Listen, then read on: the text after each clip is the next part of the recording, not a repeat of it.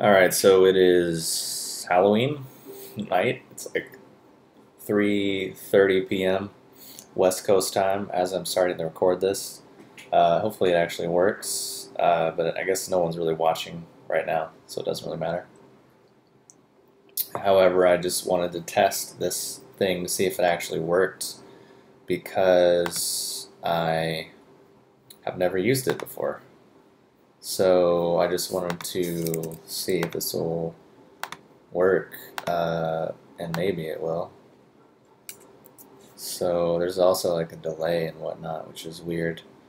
But if anyone does watch, there's like you can chat and post questions down there. But basically, I have a couple things on the agenda that I want to talk about, and that is how much of a complete shit show that my business, HyperionHerbs.com, has been right now, or has been the last like 6 months. And it's been some of the best time ever, and actually some of the complete worst.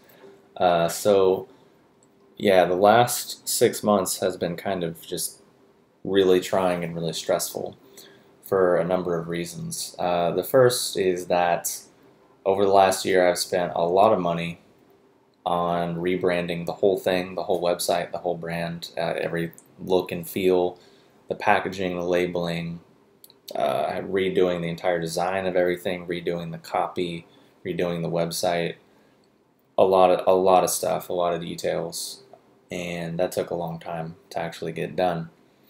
And in the desire to increase the quality even more, and to really allow my company to grow organically and naturally and sustainably, basically decided to move to a new facility, a new packaging facility. So this is kind of where the shit show really started to begin. There was already a bit of one because my previous packaging facility had started to really neglect me as a client for some reason, even though over time I just kept giving him more and more money. I'm drinking an organic yellow tea right now, by the way. So basically, I'm just going to finish talking in this story, and then I'll check in with the chat and then answer your questions and whatnot. So what happened, I guess probably in May, is I decided to move to this new facility, which just from that move alone doubled my product cost, doubled how much it cost me to have something packaged. And that in combination with the fact that I doubled the cost of my packaging just with just the new design of the label and everything meant my margins got just a bit more slim, you could say. So what happened is I placed a really huge order of herbs and products and had it sent to this new packaging facility because we had anticipated that the transition would take a couple weeks, 3 weeks, tops. So I had enough stock on hand, just actually a little bit more, just about a month's worth of stock, just to be safe. So what happens is that month ended up, or that 3 weeks ended up being about 3 months.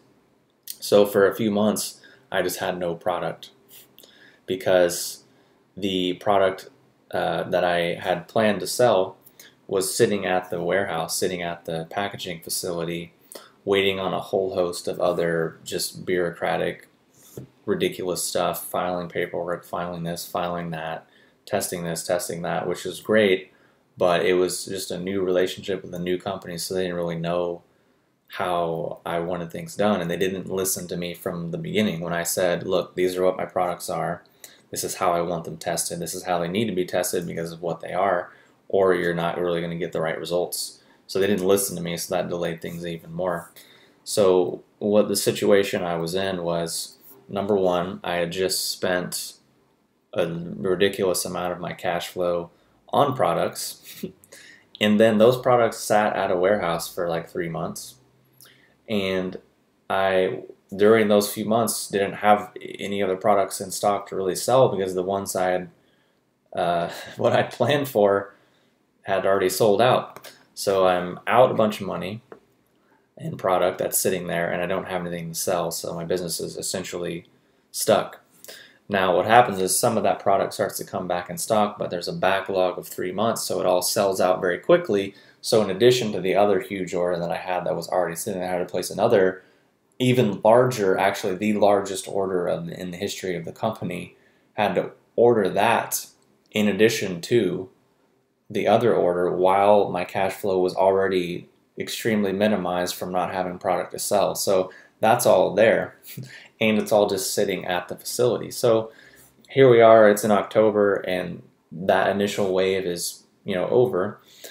Things are coming back in stock, things are in stock, but not everything yet, because the huge order that I talked about is still making its way in, because it takes time to get packaged and it takes time to get things done. Because the company I work with is awesome, and I'm not their only client, so they have other clients that are very busy. So that's kind of where I've been. So it's basically pissed off a lot of my clients, because I understand I don't have any product for a few months, and you want product but you can't get it, so that sucks. And then in addition to that, there's been more things. So I was out all of this cash flow, and then didn't have any coming in for a few months really. And then when it started to come back in, I have to automatically reinvest it to spend more, so that's even more minimal. So then in addition to all of that, once things finally start smoothing out a little bit, there's other issues that pop up. So the first issue is that there were issues with the packaging facility not understanding my first order, which makes sense because we're new, whatever. So there's a few mix-ups with that. So some people ordered a 4-ounce unit and they got, or some people ordered a 16-ounce unit and they got a 4-ounce unit accidentally. So not a big deal, but a little bit of a hassle because you have to just ship and all these other things, replacement products. So in addition to that, and where it gets really fun, is the freight company that we were using had a pallet of my Hushawu, and it was about 500 pounds, about a lot of money, because a pound on my website is $119, so 119 times 500, you do the math. A lot of money, a lot of product, and they lost it. It was supposed to be delivered, first week of October, probably the 5th or the 7th. On the 14th, we're like, hey, where's our products? We're still waiting. It's my best-selling product. I kind of need it, and it's 500 pounds, so it's kind of a lot of money. They're like, oh, we don't know where it is. We lost it. We can't locate it. So at this point of 3 months of extreme stress, I've been playing it pretty cool up until that point. And then I started to get a little bit annoyed and stressed. And I was like, this is just ridiculous. I literally just had to laugh because I saw the email from my rep and they said, oh yeah, they can't find your pallet. I was like, what? This has to be a joke. Like after all of these ups and downs and back and forth after this, and we finally get it, and then it gets screwed up again. So then 2 weeks later they find it. And then they're supposed to deliver on this day. They're like, we guarantee it'll be delivered on the day. Well, guess what? It wasn't. It wasn't. A week later, and then it was finally delivered. So, and then that happens. Great. Product's finally back in stock. After all this. And then the fulfillment center decides to install new software to anticipate, a lot of volume based on holidays, because it's October, it's about to be Thanksgiving, it's about to be Christmas, a lot of it's the holiday season basically. So they install this software, and basically the software, which is supposed to make things better, makes it worse. So people order from my website, Hushawu has been out of stock forever. Finally it's back in stock. Oh, I'm going to order it, I'm going to get it. And usually things are delivered, things ship usually within a business day from my warehouse, which is awesome.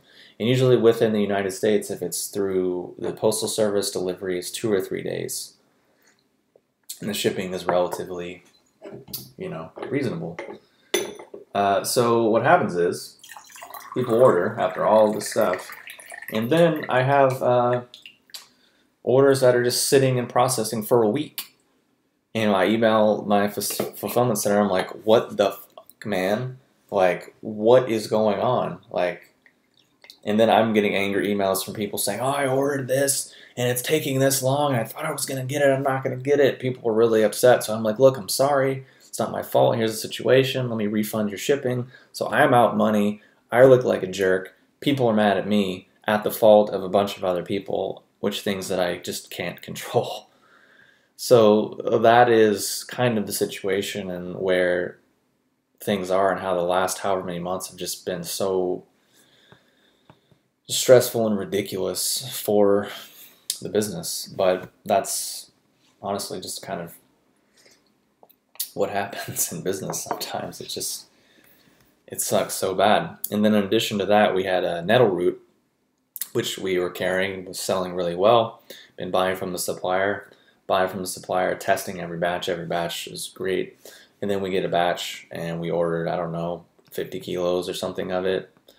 And then we test it and we're like, hey man, this isn't really, coming through as what we think it should be or what we're paying for. So we had to send that back, and then they're like, look, we need more time for R&D, and we don't know what we're going to be able to do. We don't even know what happened or what went wrong. So there went a really good selling product that was amazing quality. It can only get that amazing quality from that one manufacturer, and then they drop the ball, so then that product's gone. Just like ridiculous. So that's kind of what's been going on with the company.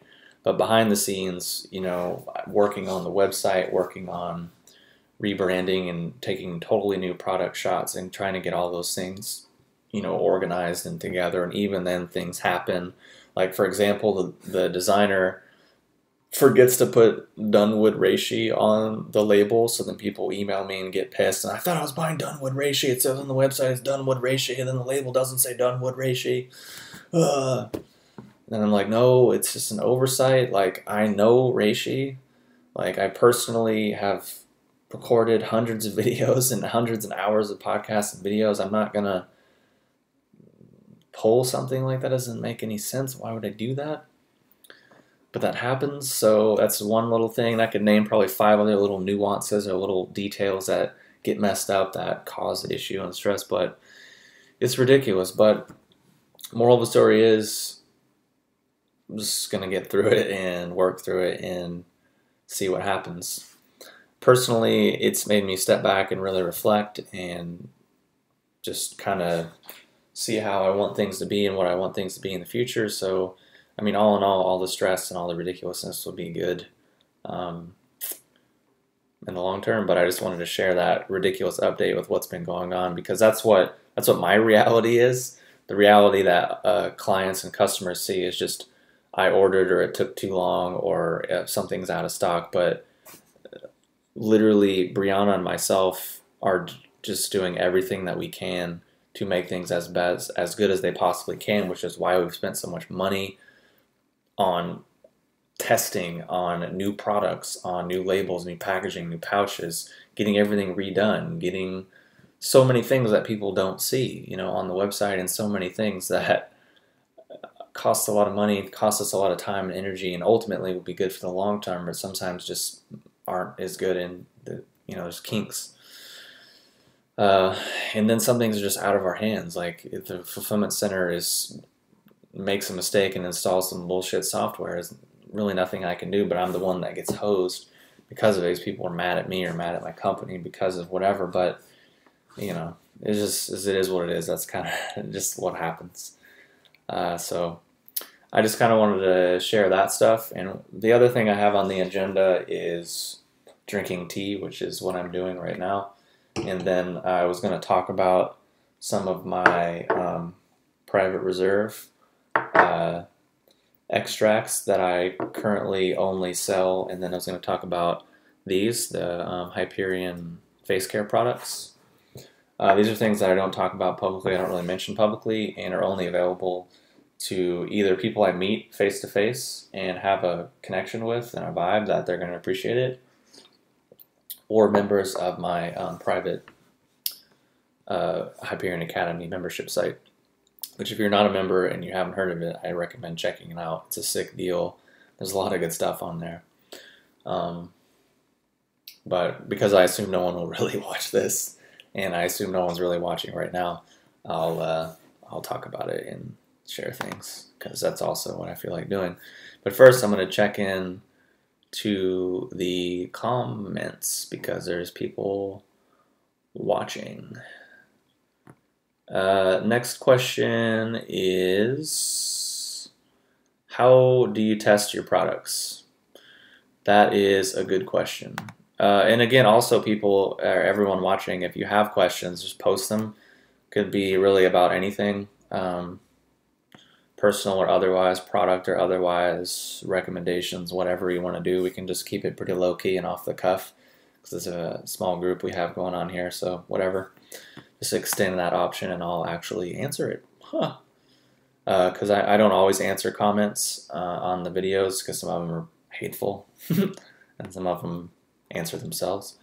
So the question that I'm going to answer is, how do I test my products? Well, if you go to my website, if you go to, I'm going to post a link, HyperionHerbs.com. Let's see, I'm going to post this link to the stuff. So I just posted a link to the test results. And basically, if you look at one, just let's say Mucuna, the assay analytical report, you can see that basically it was done by Advanced Botanical Consulting and Testing, and they did basically an assay to determine, which you can see that it was confirmed by HPLC, which if you want to look up what that is, that's a whole other thing. I don't want to get into all the technical science stuff of exactly what chemicals were used for how long and when and those things. But basically, the general sense of what I'm doing is sending the products out to independent third-party labs. And those third-party labs have no affiliation with me, no affiliation with anything at all. I basically just pay them to do their test results and to tell me what is in the product. So because all my products are, hold on, let me fix my resolution because it's telling me it's not good, or it's not optimal. Hopefully that will be better. So I just fixed the resolution. Hopefully things come through better. So basically all my products are extremely concentrated extracts, anywhere from 10 to 1 all the way to like 18 to 1 or more. The chaga is like 18 to 1, reishi is like 10 to 1,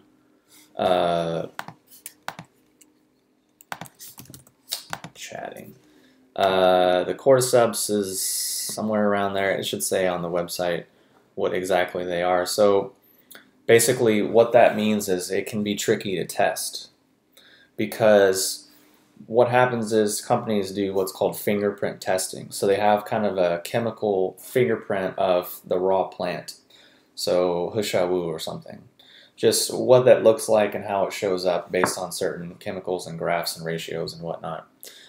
So they have that fingerprint for the raw plant. So then I send them an extract of Hushawu, and they compare whether or not those fingerprints match up to say, well, this Hushawu extract is actually these roots, which can work for some extracts which are simple ratio extractions, but others, say like the cordyceps or the mucuna or other things, what happens is we say it's a 10 to 1, but we have to understand that if we take a raw herb and we powder it down, that has one kind of fingerprint. But if we take 10 pounds of that raw herb and extract it down into a powder, the ratio of chemicals and the fingerprint of the 10 to 1 extract is probably not going to look like the raw herb, because basically the raw plant doesn't have 12% polysaccharides or whatever. That's a different ratio.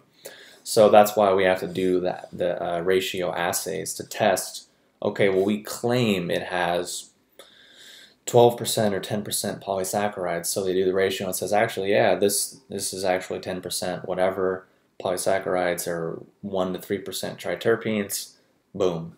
So that basically verifies that it is the actual botanical substance that we claim. the reason people are buying it is because it's supposedly reishi mushroom, so we want to make sure people are actually getting reishi mushroom. And then on the other side, you can see the COAs, which that basically tests for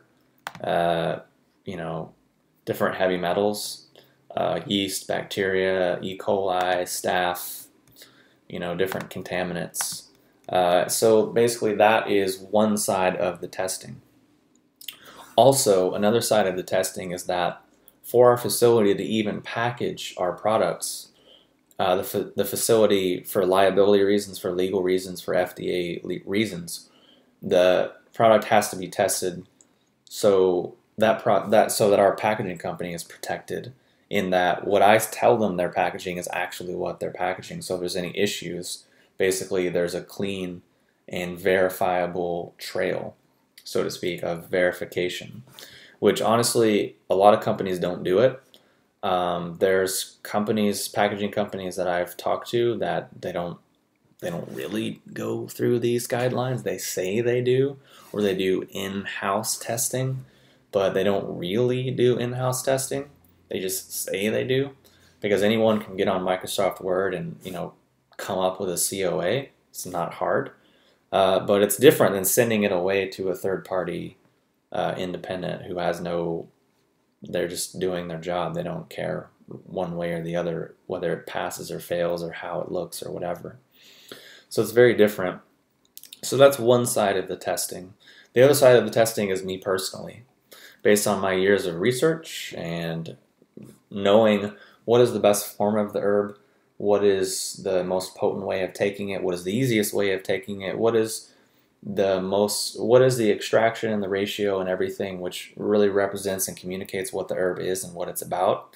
Because, for example, I could get a 100-to-1 reishi extract that has 98% polysaccharides, but is that really communicating what reishi is? Probably not. It's just a pharmaceutical drug at that point, because I've worked with all these herbs in their raw, natural form for many years. So I have an understanding of what their personality is, of what information they can impart and carry across to our bodies.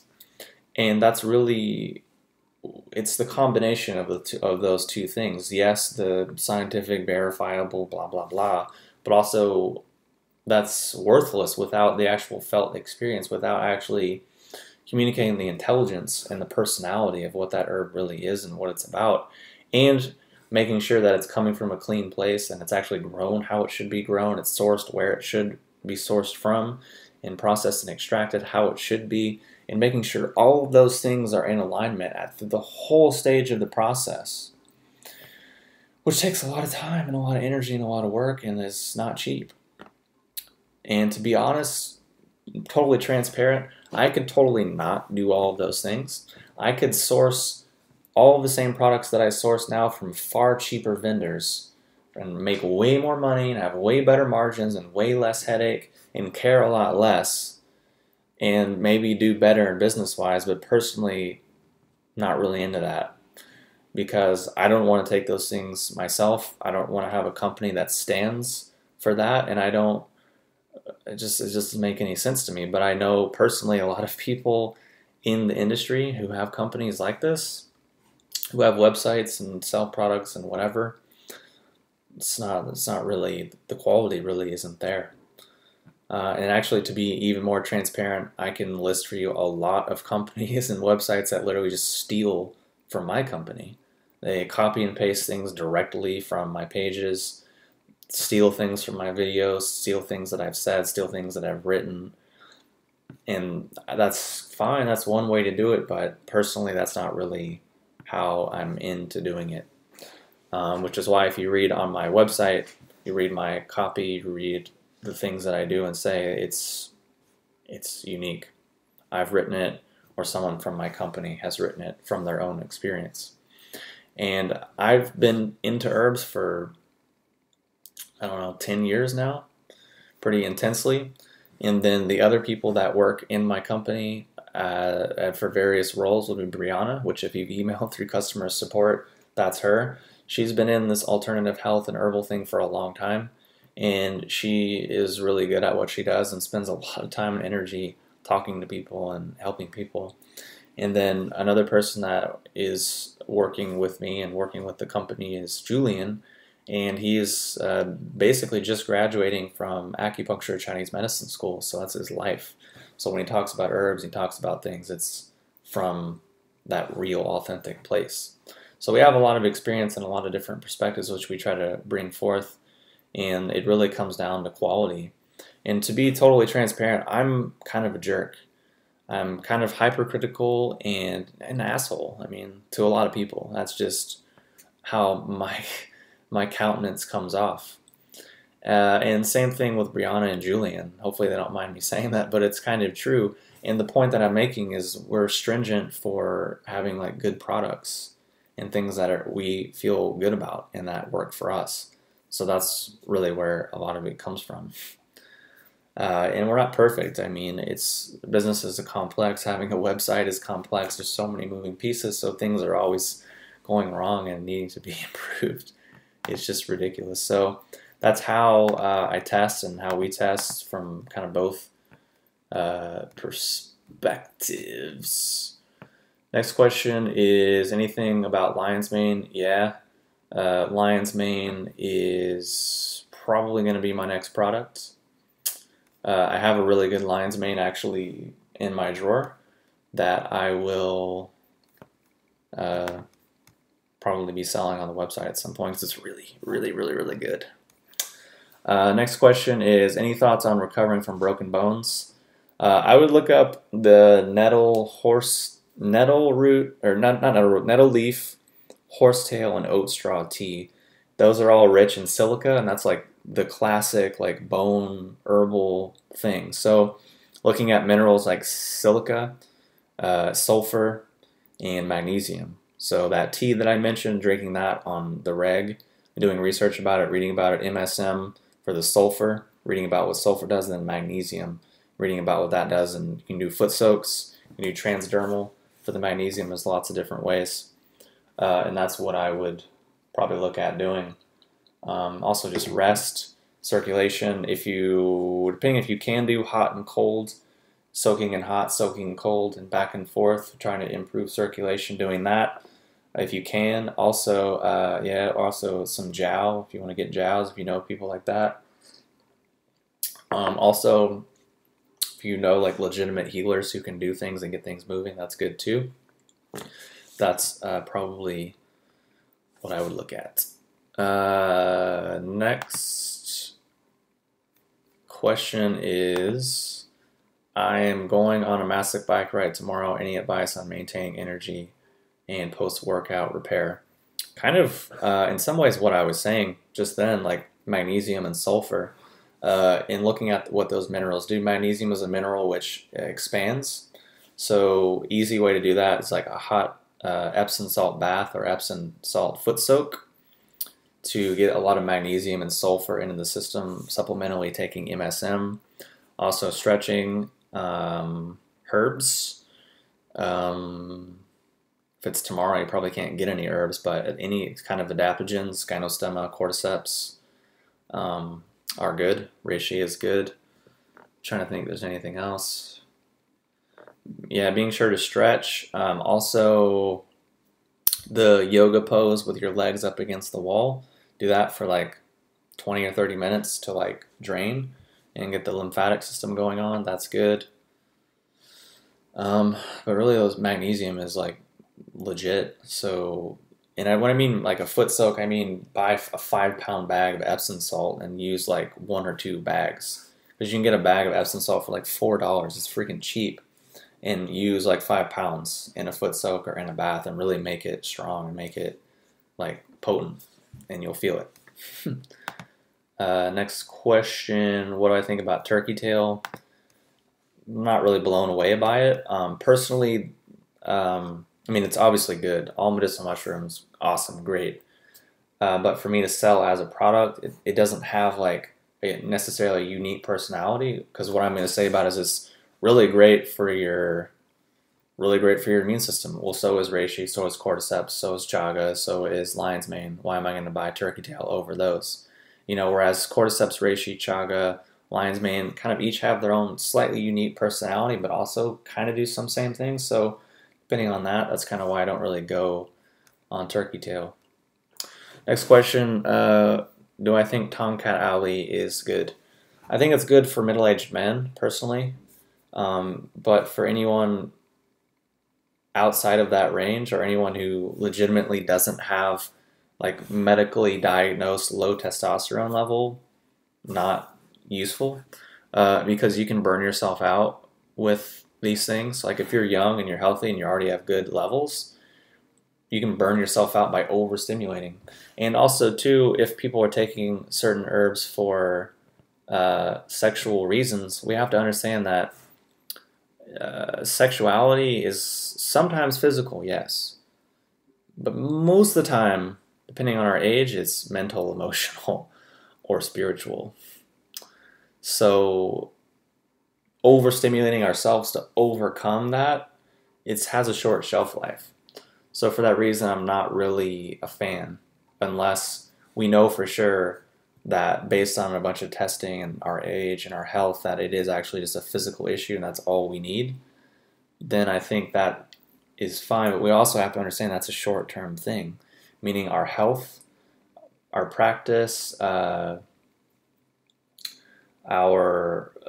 movement practice, the way we eat, the way we sleep, those things can all support our sexuality and our vitality. And those are more long-term things which don't really have a lot to do with aging. So we can take care of ourselves and stretch out that curve over a longer period of time. But when we're talking about health, we have to understand that it's a long-term game. It's not just this short window. It's more about this window.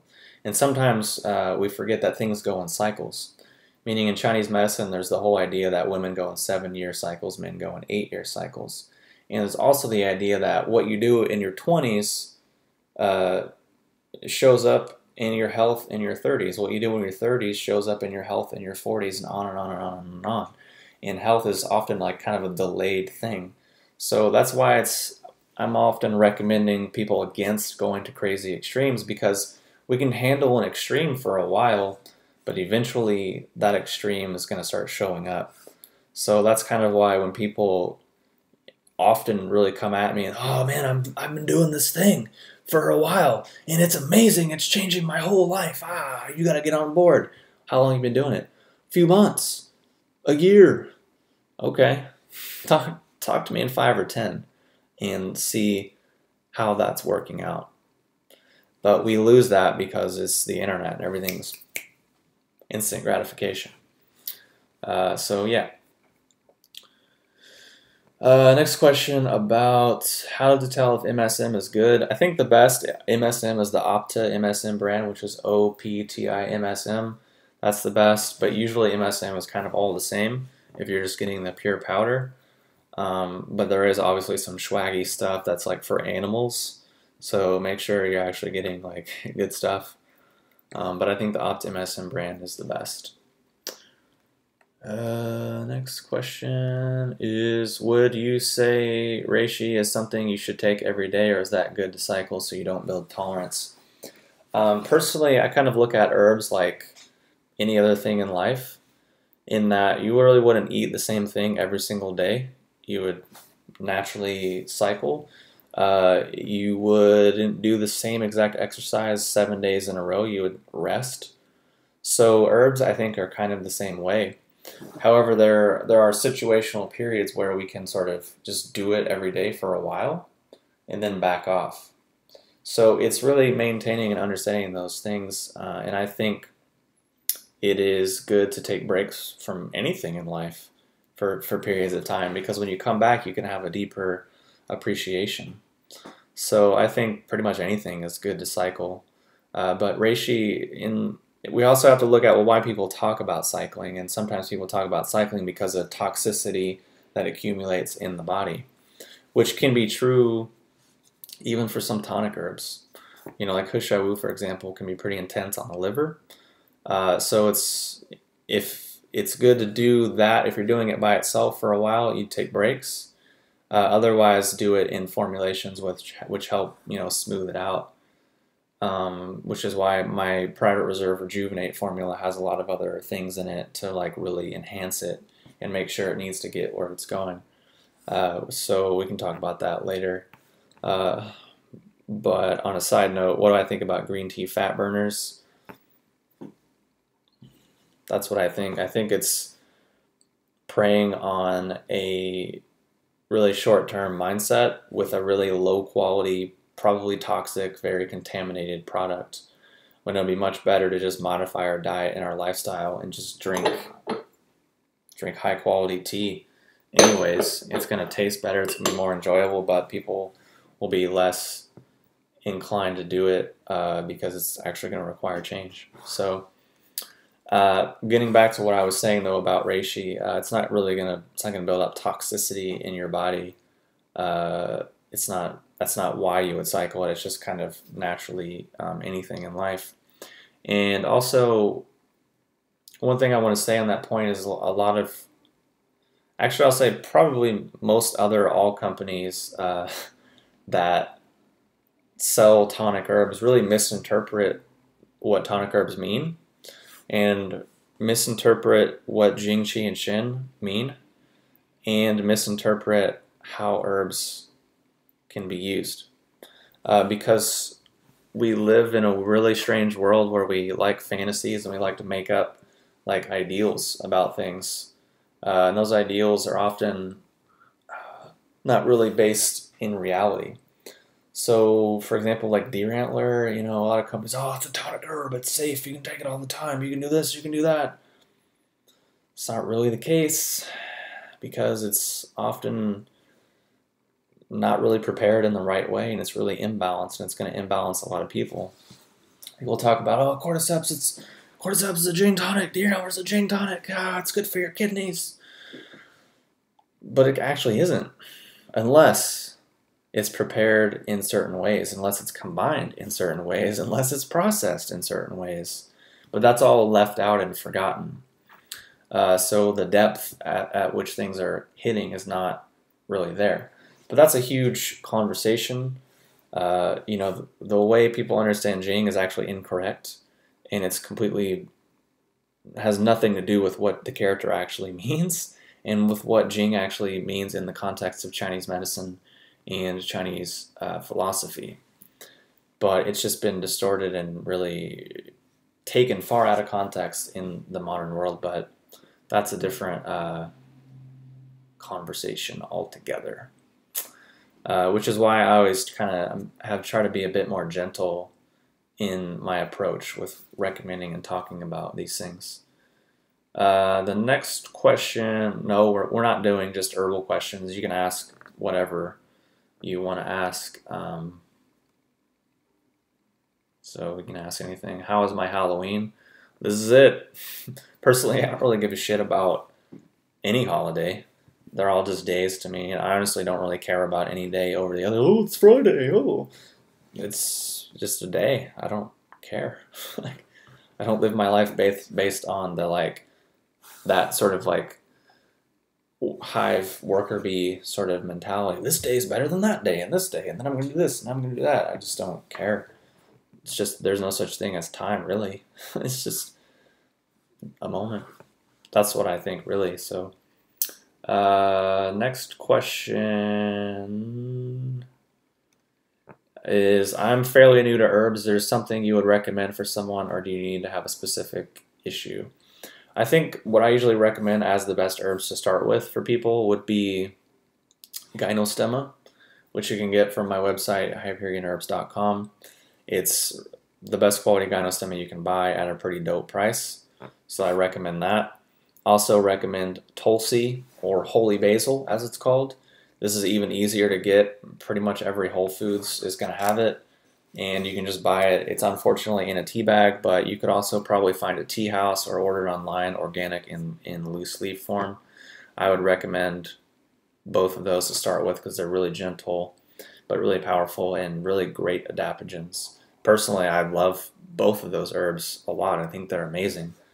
And those are always what I recommend to start with because they're just so generally across the board. Also, just ginger tea. and buying ginger root at the store organically, grating up a lot of it, and making tea out of it. Really simple, really easy to do, and I think that's awesome. Next question. What makes my Gynosoma tea the best? It is grown organically at a high elevation in the mountains of Thailand. It's hand-picked and hand-processed, and it's 100% organic. No chemicals have ever been used or ever been sprayed ever on the plants, and it's just clean.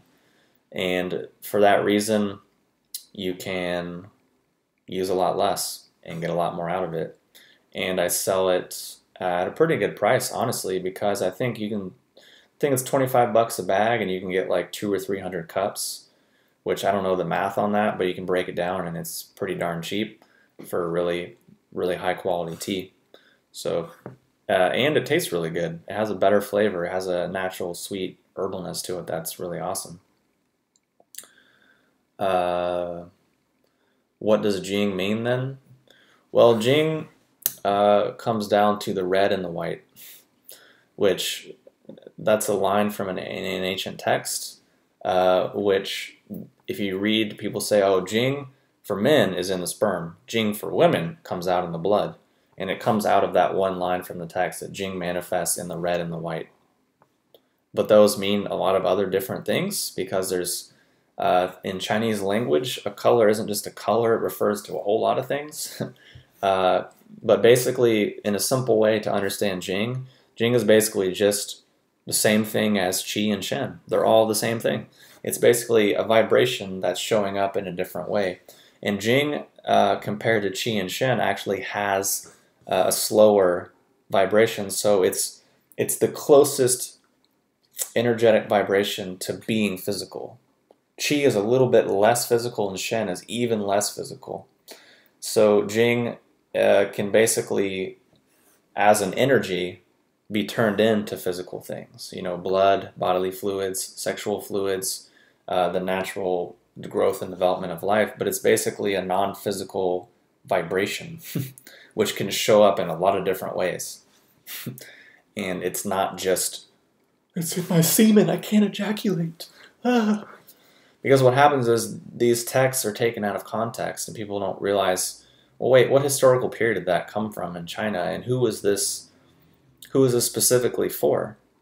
And it's also common sense, meaning it's a bodily fluid. It's something which our body uses nutrients and energy to produce. So obviously you want to use common sense with that. But we're insane in the modern time, so we just go to extremes. I'm going to ejaculate all the time. I'm going to never ejaculate. Well, what about just being reasonable?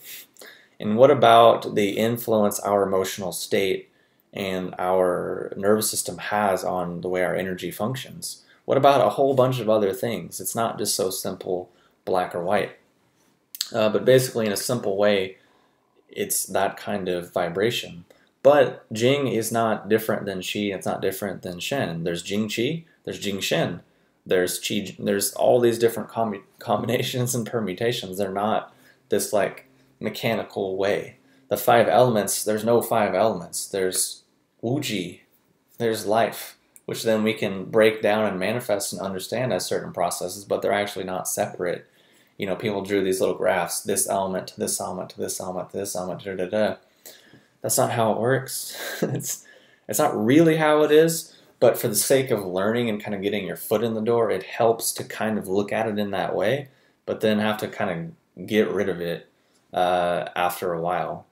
But the problem is that no one knows that, no one does it, so we have people repeating the same basic kindergarten level of understanding forever, thinking it's an advanced level when it actually isn't. But that's a simple, basic way. And again, I'm not putting down anything. I'm just kind of suggesting a broader conversation in context. Next question is, let's see. What about honoring ancestral spirits? That's cool. I mean, if there's actually a spiritual significance or a symbolic, ritualistic aspect to doing things, which is in accord with astrological and cosmic forces, yeah. Makes sense. There is the passage of time in that sense, but no one trick-or-treating is paying attention to that. So that's kind of why I make fun of it. Talk about fluoride in the water. Honestly, I don't drink tap water. I haven't drank tap water in like 8 years, and I refuse to drink it, even if it's filtered. I don't care what the filter is. I don't care about it. Personally, I just drink fresh spring water that I go and get myself. And if I can't do that, then I'll get spring water from the store somewhere, or I'll find some other way of getting spring water. But that's pretty much it. I just, you can basically go about a problem by worrying about this and this and this and balancing all these variables, or you can just take it and just step out of the conversation entirely. Oh, there's all this crap with the water. Okay, I can worry about 100 things, or I can just do one thing and make the whole thing irrelevant. Yeah, I did a video earlier today talking about materialism. People say, oh, anti-materialism, for materialism, in the middle, or just change your mindset and just step out of the whole paradox altogether. Way easier. Let's say you have a train and you want to unhook the engine from all the cars. Well, you can start from the back and you can do this car and that car and this car and that car, or you can just go on up to the front, unhook the engine from the first car, and then just drive away in the engine, and you're done. Way easier. They're both fine. It just depends on what we want to do and what works for us. Next question is talk about decaf tea. What I think about decaf tea is that honestly, the caffeine in tea, to me, is a non-issue, because if you get good quality tea and you brew it in the right way, and you don't have like some existing like adrenal issue, there's really not much stimulation. But the problem is, what happens is people drink really low quality tea and they feel this, I'm stimulated, I'm buzzed. And I'm going to say that 9 times out of 10 has nothing to do with the caffeine. It's probably some contaminant or chemical in the tea, or the tea is really low quality, or it was brewed really incorrectly. So that's what people are feeling. Because to be honest, I've drank so much tea all day long, just tea all day. And then I go to bed early at night, sleep like a baby. I don't feel at any point jittery. I mean, I've brewed, this is my second Gaiwan in the last few hours, and I've used a healthy amount of tea. I could probably go take a nap right now, to be totally honest with you. I don't really feel, but it just comes down to quality. I mean, really is what it comes down to a lot of times. Is there fluoride in tea, and is it bad for you? What do you think? Personally, I think it's irrelevant. I don't care at all. Never. I don't care now, and I never will. I think it's stupid and a silly, overthinking, anxiety thing to do. That's personally, honestly, that's what I feel about it. If I was like trying to be politically correct, I would say a different response. But you asked what I think about it, and I don't care at all. As far as adaptogens go, what would be the one you tout as the most overall benefits? I would say Gynostemma and Tulsi. Gynostemma, I've done a video called "What is the most potent adaptogen on the planet?" That was about Gynostemma, because it has the richest concentration of saponins, which are very adaptogenic chemicals, meaning they're oil and water soluble. And Gynostemma has the most of any plant ever studied, so that's one reason why I kind of suggested that. Also, it's pretty cheap, it's accessible, it's easy to use, and it tastes good, so there you go. Next question, what am I doing for Halloween? This. This is it. Probably have tea, and then I'll eat. I might play music later, I might do some stretching or work out or something, I don't know. That's pretty much it. Have I ever been approached by investors or consider expanding if the situation was right? I would, maybe, I don't know. Honestly, I don't tend to work well with others, especially if I'm sharing authority. If people were investing and meant they had to, they would have a say in what happened in the company, I would probably not do it, because I'm just not into that. Because it's my company, it's my vision, it's my face. So, yeah. But if it was right, you know, I'd be open to hearing about it. But honestly, the company doesn't have any debt, so I'd like to keep it that way. Let's see, next question. Where can I learn about Janshin? I don't know what that is. Oh, Jing Qishen. Jingchishen. 3 different things. Jing, Qi, and Shen. 3 treasures. Sambao. That's what it's called. What are your thoughts on Mirapuama? Similar as Tongkat Ali and Yohimbe and all these other things. Not really applicable or that useful unless you are diagnosed with like legitimately poor hormone levels or you're like a middle-aged man.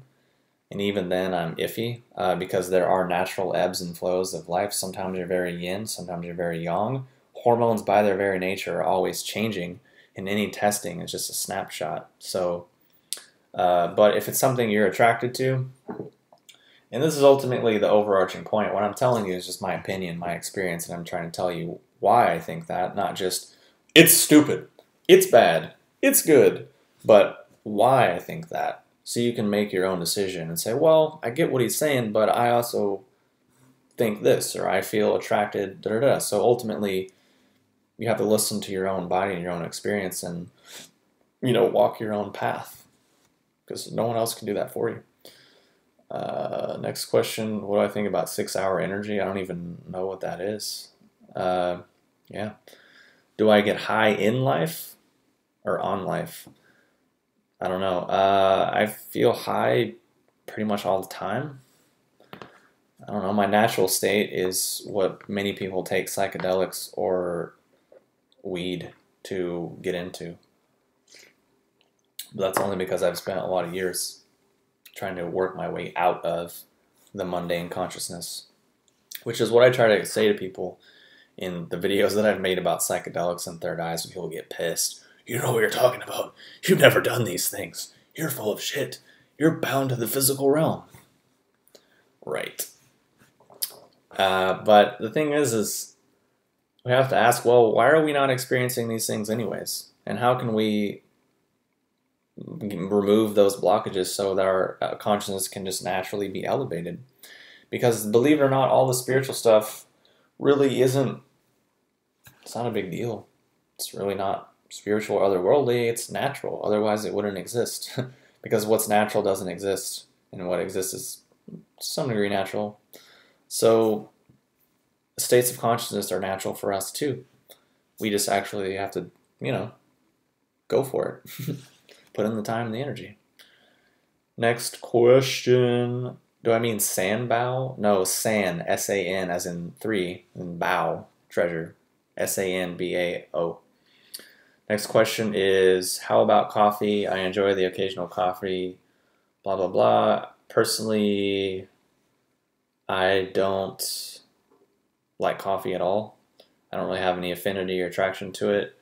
I get the romance, I get the flavor, but personally it's just never been my jam. I prefer tea. I think tea has way more to offer as an experience and way less side effects. And coffee has obvious negative side effects and obvious crashes and rough edges. Whereas tea, there's really no crash or rough edges, but that's just me personally, and that's what works for my metabolism. But people definitely get really fucked up and spun out on coffee. So for that reason, that, and I just have never really been attracted to it, honestly. So that's just me. But if that's what you're into, I mean, go for it. It's really not a big deal. What would I recommend for thyroid condition? Thyroid conditions are tricky, tough, and there can be a whole spectrum, so it's hard to make blankets. So I don't know, to be honest. Honestly, I mean, it's the same thing for any condition. You know, going to bed early, waking up early, exercising every day, eating well, keeping metabolism balanced, just the basic foundations, you know. That's pretty much, but it's specific for thyroid, I don't really know. I haven't really ever researched it too much. Have I ever watched the Joe Rogan Experience, and do I like it? I watched one episode with Chris Harris, who was a automotive journalist, just because I liked Chris Harris, so I watched it, and it was pretty good. I think it's cool that Rogan is maybe introducing things to people and mindsets and states of consciousness to people that might not otherwise be exposed to it. I think that's cool. I'm not personally a fan. I don't really watch the show because I think it's a little too simplistic sometimes, especially when we're starting to talk about psychedelics and consciousness. Again, people can just really easily plateau and have a spiritual experience and then just think that's really the point when it really isn't the point, and spiritual experiences are kind of irrelevant. Personally, I mean, I've had plenty, and I could probably have some at any point. I mean, if you just sit down and contemplate the illusion of time, space, and yourself, you can have a mystical experience because you realize, wait a minute, I'm witnessing all this stuff, but it's all just coming from nowhere. And then it's going back to nowhere, but I'm not doing it. Okay. And then you watch all these things happening in your body. Well, I'm not doing that either. And then, wait, all this stuff is just happening.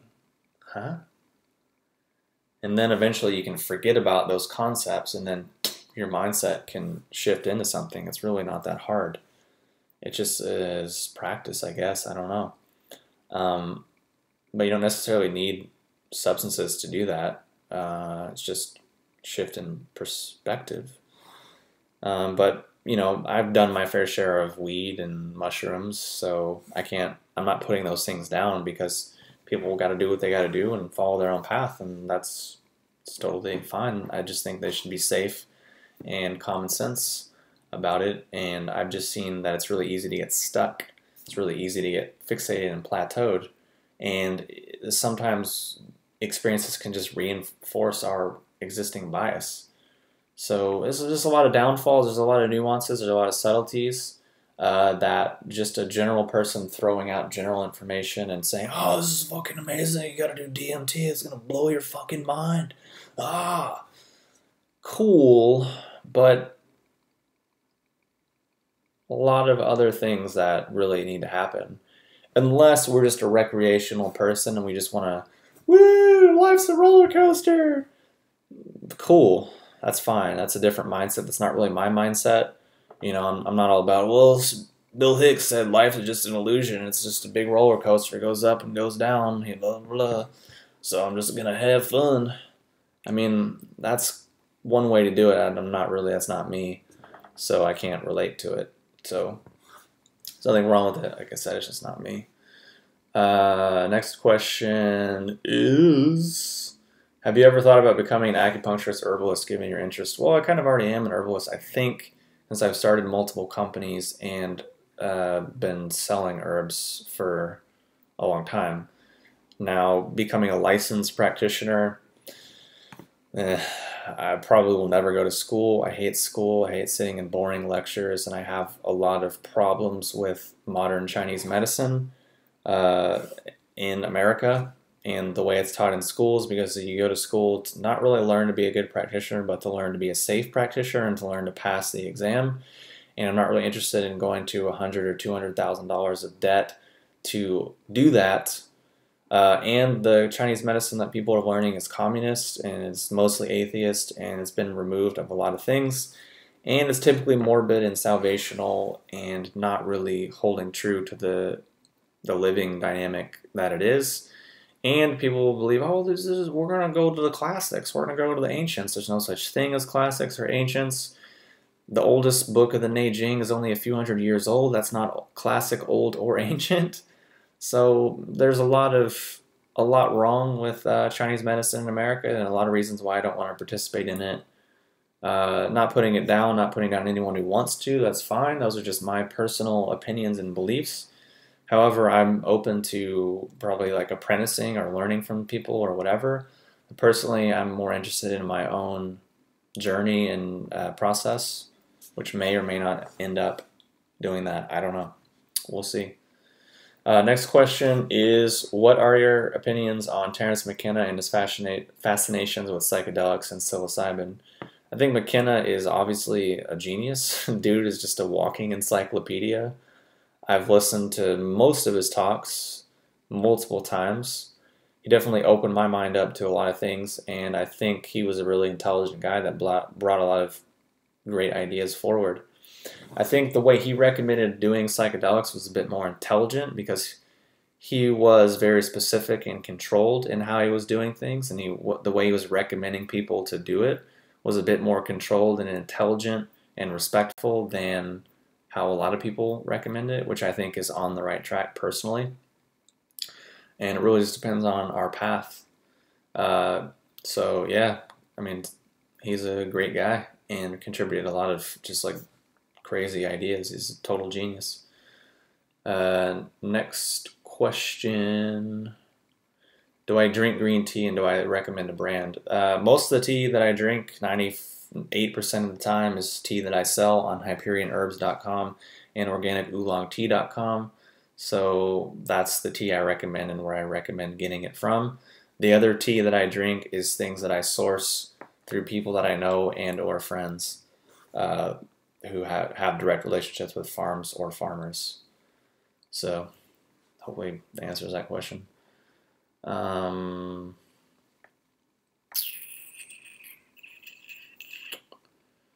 Brandon, do you enjoy traveling? Are there any places in particular that you want to visit? I like traveling, but I hate flying and I hate airports and I hate the whole prison experience of basically being stripped of your humanity to go through that. So yeah, yes and no. I used to like traveling more, but I really like it less.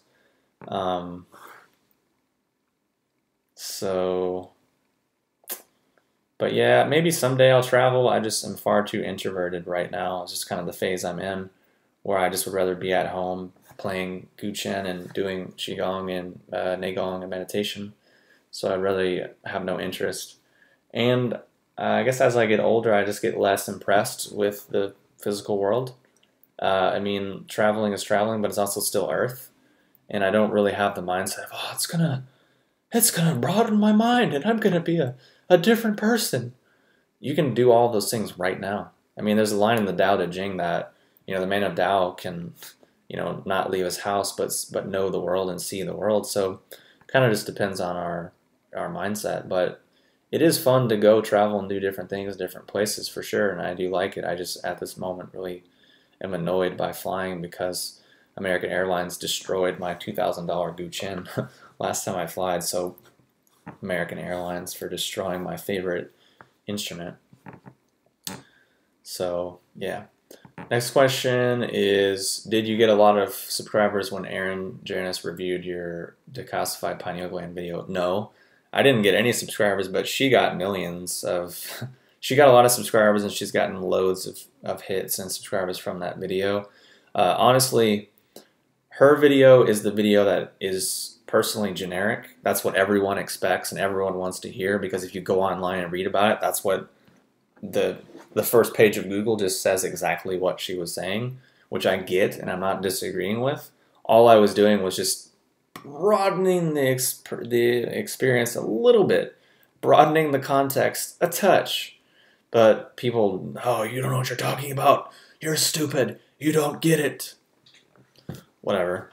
I mean, people are ready to hear what they're ready to hear when and if they're ready to hear it, so I don't really care. Honestly, I don't give a shit if people read that, you don't know what you're talking about, it's wrong. Okay. I appreciate you sharing your perspective, but I don't. It doesn't really affect me at all. People say, oh, that makes so much sense, you're amazing. And again, that's fine. I don't really, that's cool. If someone takes something and integrates it into their own lives and does something cool with it, that's great. But just talking in words I don't care. I mean, it's just talking, it's just words, it's just text on the screen. Transformation in the real physical world and in someone's life, that's cool. That's interesting, but I mean, whatever. But yeah, her video is just the video that people want to hear and want to see, and it's To be totally honest, it's mostly young people in the demographic of under 30, so teenagers under 30 basically that are getting into spirituality and higher consciousness and psychedelics and whatnot. It's just that is what it is. I mean, and there's probably people that haven't really met like actual teachers that like have been living the thing since they were little children, and who,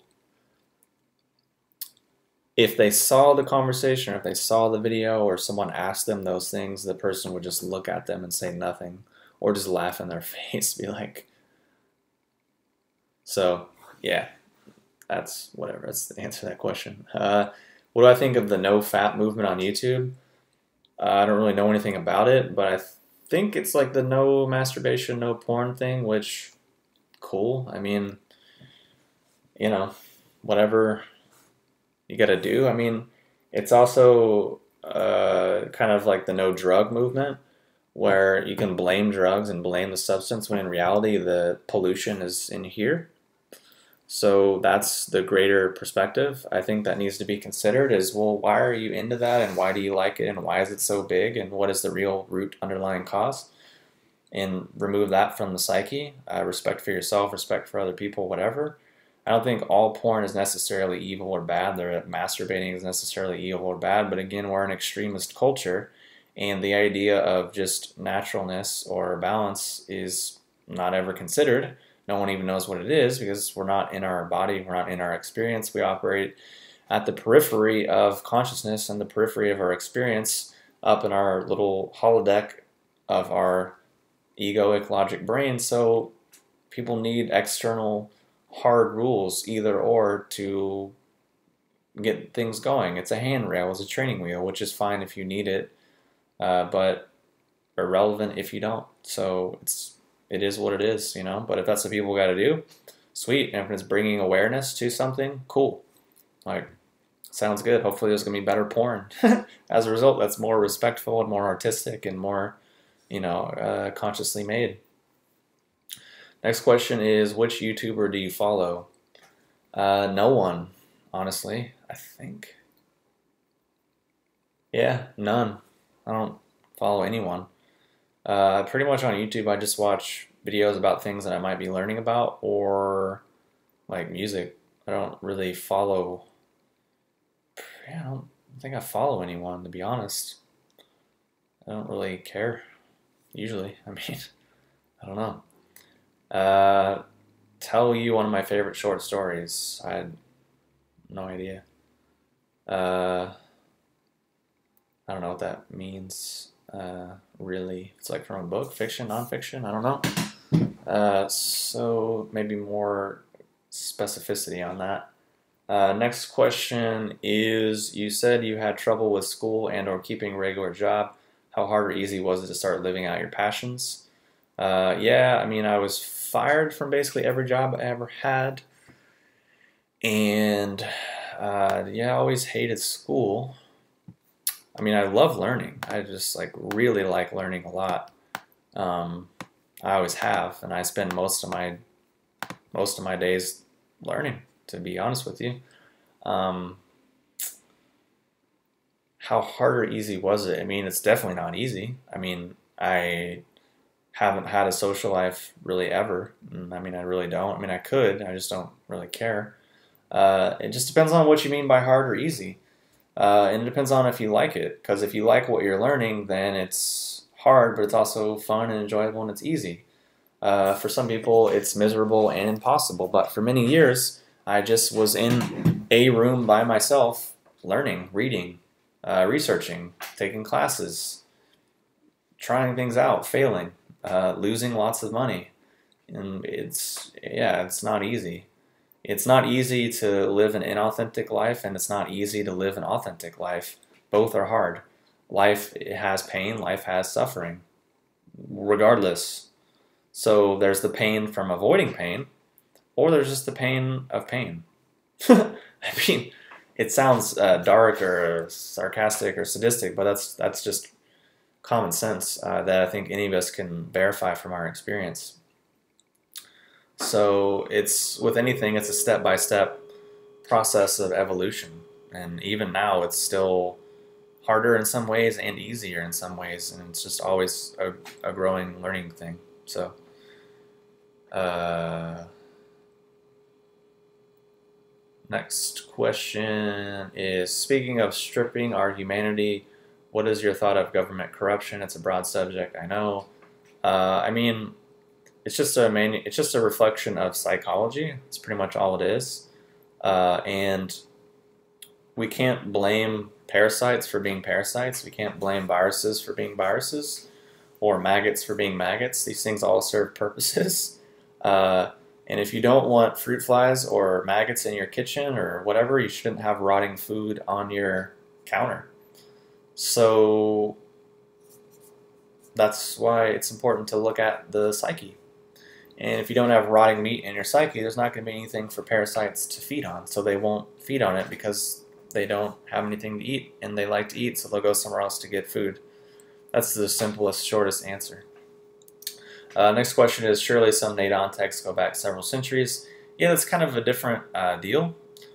That's a bit more of a contextual thing, and those are not really, like, ancient Nadon texts are not being taught in acupuncture schools in America, and you don't take the board exam based on an ancient Nadon text.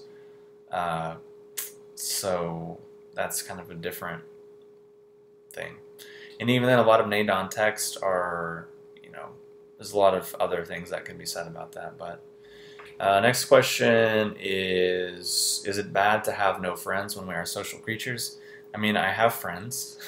I could easily go out and do things if I wanted to. I could easily be highly social. I could easily do a lot of things, but I just don't. I mean, I have people that I hang out with sometimes. I have people that I talk to every day sometimes. It just kind of depends on our nature, depends on the phase of our life, and what we want to do, what we feel like doing. But I think a lot of our social interactions is kind of like, what's the point? What are you doing? Are you just like wasting time? Are you just like, what's really going on? Is it really nourishing? Is it really fulfilling? And honestly, a lot of social interactions for me is just not fulfilling. It's not rewarding, so I don't do it. Personally, I feel like a lot of dealing with people is just dodging and navigating their insanity and or their limitations that they want to put on me and my experience. So I just don't really feel like doing with it and dealing with the bullshit when I could just chill and be happy and be fine. But that's not true all the time. It's not true for everyone, but it's just kind of my general outlook, which is what it is, whatever. Is there a universal age when someone should move out of their parents? I don't know. It really depends on you, I guess. I don't really know. I can't, I guess. Whatever you got to do. Yeah. So right now, I really have to pee because I've had a lot of tea. So I'm going to be gone for like a few seconds and I'm going to mute the mic. So hopefully you don't hear me piss. So I'll be back in like a minute. So post more questions. Post more questions on the comments so that there'll be lots of questions for me to answer when I get back from peeing. So there's like 20 something people watching right now. So I want like 20 questions when I come back. So yeah, I'll be right back.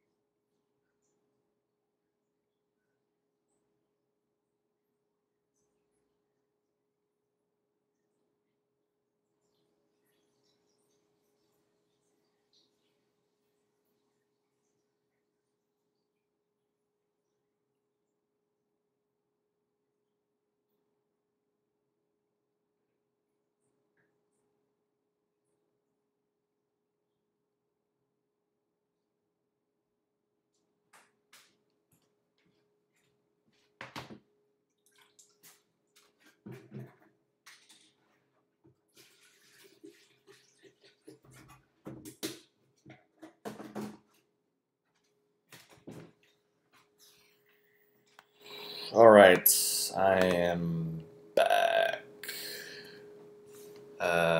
Sorry, I had to pee, like, really bad. Your rationalization for being antisocial sounds a little bit like an excuse to avoid shadow projection. Not really. I'm pretty well in touch with my bullshit shadow. If you want to check most of my videos for the last 3 months, I've been specifically avoiding social interaction to not avoid my shadow, meaning to actually understand, what is this friction that I'm having in relationships? What is this uh, darkness that I feel in my life? What is this clinging outward that I feel? Let me just isolate and explore it. So I hear you, but it's also the opposite of what you're saying, which is cool. Uh, yeah, but also it's just kind of my nature, and it's what I feel like doing. The things that I enjoy doing the most are typically solitary activities. So if that's avoiding my shadow, then whatever. But I would also consider recommending the last 3 months of videos that I posted and see that there's a lot of shadow shit in there, and specifically the video of me that's like 50 whatever minutes on talking about why I felt sad, angry, and lonely for pretty much my whole life. It's a little bit shadowy. Yeah. So anyways, thanks for sharing your opinion. Hopefully you enjoyed my opinion as well. Is modern society in America making life too easy to live with? Are we as people becoming too soft for reality or too soft for survival? Is it bad to be too soft? I don't really know. I mean, it kind of just depends, to be honest, I guess, like what our version of reality is.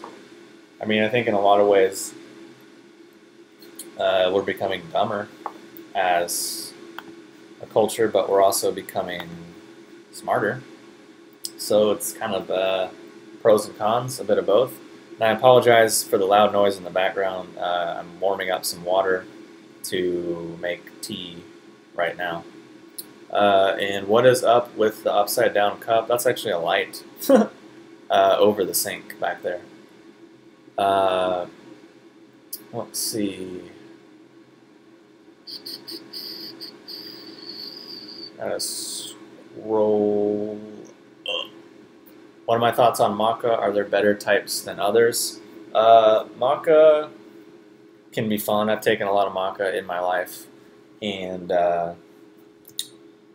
yeah, I think I always enjoyed the gelatinized because it has all of the indigestible, sort of rough sulfuric fibers taken out. Also, too, we have to understand that traditionally the cultures that consume maca don't eat it raw because you can't, because it's a huge fibrous, like yucca tapioca kind of thing where you don't really eat it raw. It's really hard. So they typically roast it or process it in some way. So something that has been processed or gelatinized is pretty good. I actually used to sell a really good gelatinized maca that was like delicious and organic and really good. So yeah, there's a lot of different good kinds out there right now, so I would just check it out. Next question is, what foods... Sorry, my ear itches right now. Been drinking a lot of tea. What foods do I nourish myself with? Well, to be honest, I eat a lot of sprouted rice and vegetables. It's pretty simple. It's what I like.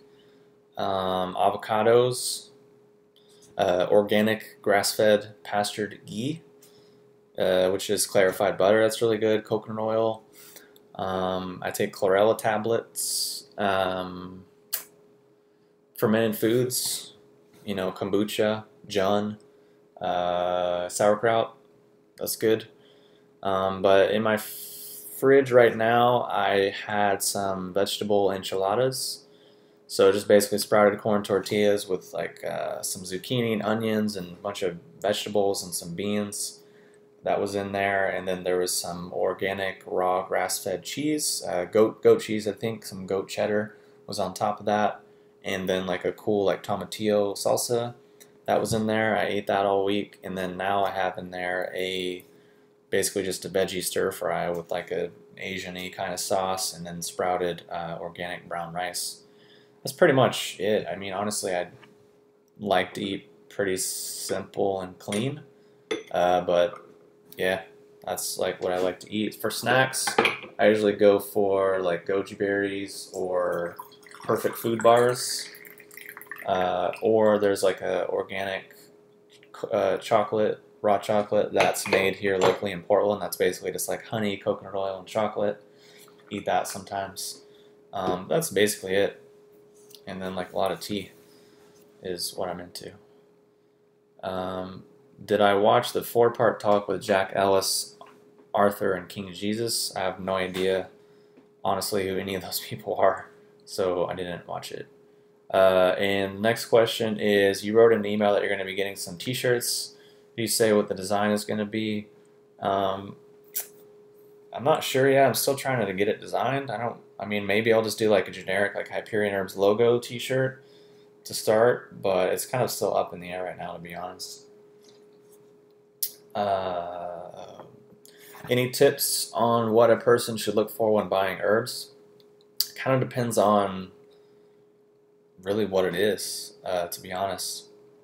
What I would recommend is go to the Hyperion Herbs blog, and there's a whole bunch of articles that I posted on there.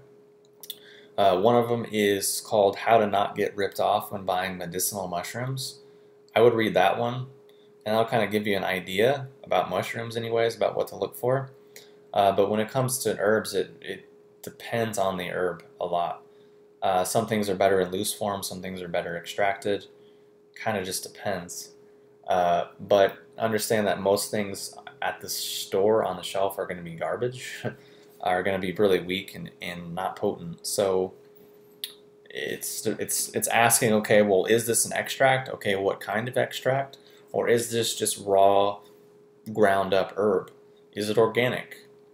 Are there a bunch of fillers and excipients in it? You know, what's the dosage and what is it actually going to take to really feel it?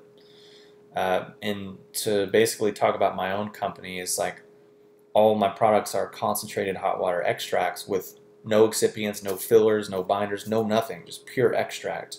So, and it's the best form of the herb extracted in the right way, which is grown in the right way and processed in the right way and packaged in the right way. All those things that I've done years of work and research to put in place so that people can just buy it, take it, and feel it. So that's something to look at. But if you have more specific questions, you can check it out or ask. Do I have any? Am I familiar with Wim Hof? Been doing his methods with great results. Just interested on your thoughts on it. Yeah, I think Wim Hof is like awesome. This is like a really cool guy, and I'm really happy that he's existing in the modern world and really shattering what people think is possible, and also being open to science, to let the religion of science study him, and because that's what people need to believe that it's possible. So it's cool he's like doing it. But yeah, I'm stoked on what he's doing and the stuff he's bringing out for people. So yeah, sounds good. Next question.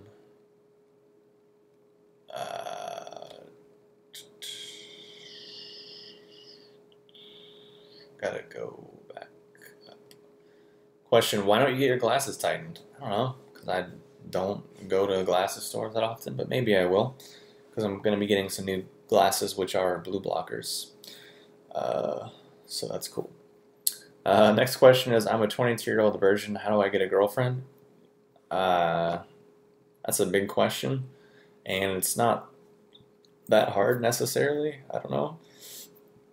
I don't know, to be honest. There's a lot there, and I don't know you, so I can't really say with any degree of confidence, because it's not really like a thing. But I would say the place to start is socialize, go places, do things, and talk to people, meet people. Eventually, something will stick. I don't know. Also, you can watch my videos on how to attract a soulmate. That's like an internal work to do. So check that out. Next question is, would you ever do a fan meetup? Yeah, maybe at some point.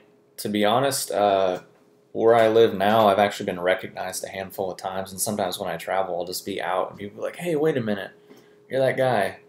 I'm like, "Yeah, that's right." YouTube. It's weird, but it happens sometimes. I'll just be walking down the street, so I'm like, "Hey, who are you?" I'm like, but yeah, someday. And I honestly, someone asked earlier about traveling, and I would be open to traveling more if I could like tour and do talks and stuff. I'm open to that and intending to do that. So if those opportunities line up, yeah, it would be cool. Next question. When am I going to be selling Lion's Mane? I'm not sure, to be honest, yet. But sometime this year, hopefully. Which is only 2 more months, but it's just not necessarily a quick process to bring a product to market. It takes a long time, and there's a lot of moving pieces. Plus, there's a few other moving pieces I need to get dialed in first. So, but if you really want it, we'll see. I'll get it. Next question is, where do you get all these health foods like sprouted corn tortillas, ghee, and whatnot? Honestly, you could probably order them on Amazon if you don't have a local store, but honestly, I have local stores, so I just go there. I mean, Whole Foods has it. Local health co-ops have it. It's not that far-fetched or hard to really to get. I mean, I'm sure you can just get them on Amazon fairly easily. Do I enjoy hiking? Yes. It's one of the rare times that I'll actually leave and go out is actually just to be in the woods. I enjoy it, and it's a tangible sensation on my nervous system, and it's cool. I like it.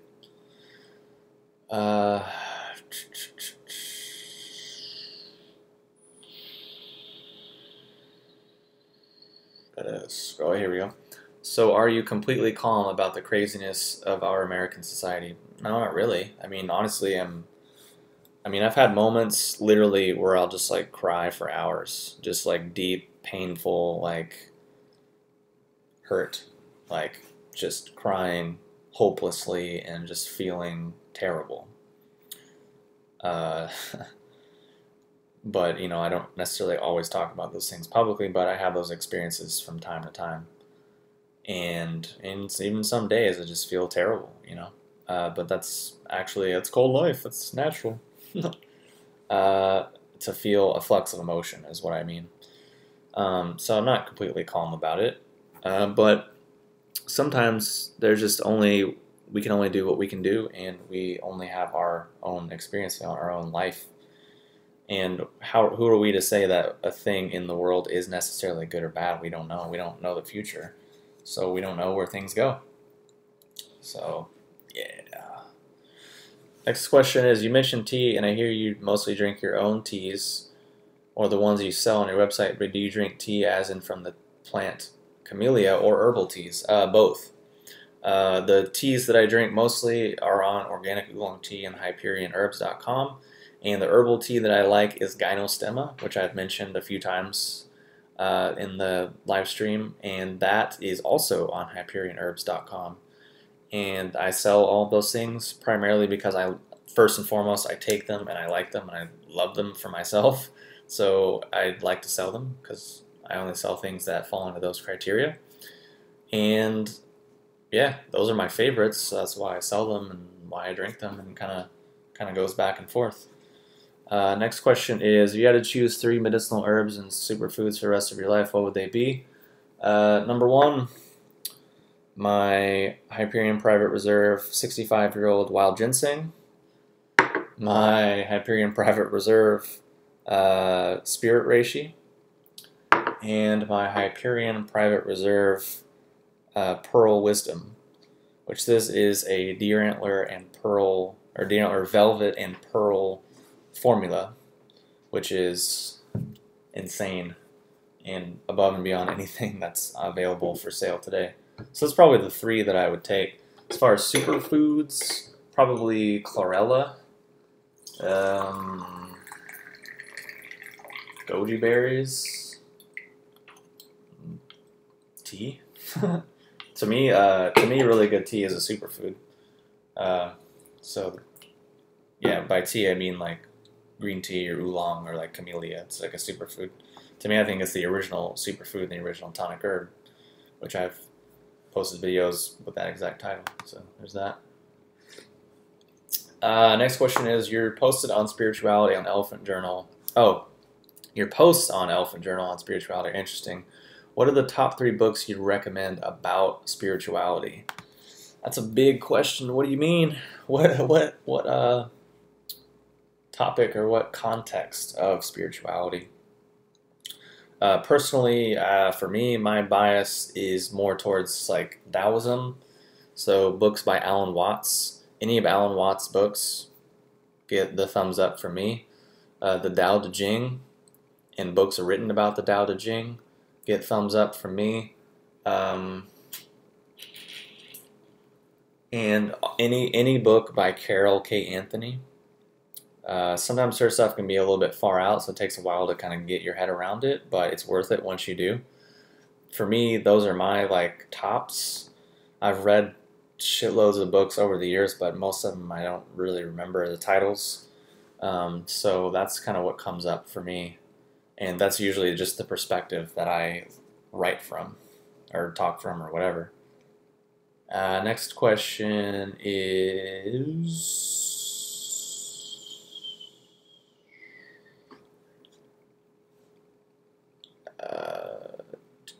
I'm going to scroll up. Have I ever done cryotherapy? Never. I probably won't ever, honestly, either. I don't know. Not really into it. Did I ever kill bugs or animals for enjoyment? No. But I did like break things sometimes for enjoyment as a kid. But I also played a lot of sports too. So is tackling someone playing football, is that the same thing as destroying something, or winning at something and rubbing in someone's face? I mean, whatever. I don't know. Next question is about the Guqin, and am I self-taught or do I have a teacher? For Guqin, I have a teacher, and you can get lessons online too if you want to do it. There's a lady called Peiyu Chang. I just ruined the pronunciation, but Peiyu Chang. You can do lessons over Skype with her. So if you want to email me directly, I can give you her info, or my teacher might do lessons over Skype as well. That's pretty much just as good as having it. Or it's not, I mean, there's a difference between pros and cons, but it's better than nothing. But yeah, I definitely have a teacher for the Qin. Next question is, what are your strongest and weakest chakras today? I have no idea. All of them. I don't know. You would probably be able to tell better than me, to be honest. I don't typically think in the framework of chakras, so it's not really my thing. So I don't know. Do I use a fluoride-based toothpaste? If not, what do you use to clean and care for your teeth? I do not use... no, I don't use that. I'll go get what I use.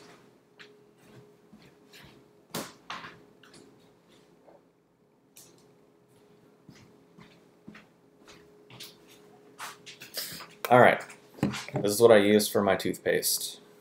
This Gumjoy oil from Sunfood. This like salt, baking soda powder stuff. And then this hydrogen peroxide mouthwash. And that's pretty much it. I also floss a lot. So that's pretty much all I use. I don't really use toothpaste. So and you can get any of those things online. But just to show it again, Sunfood, Gumjoy, EcoDent, whatever. And then hydrogen peroxide mouthwash. I also use a tongue scraper and a toothbrush. So, yeah, that's what I use. Next question is, what's your experience with social anxiety and how did you overcome it?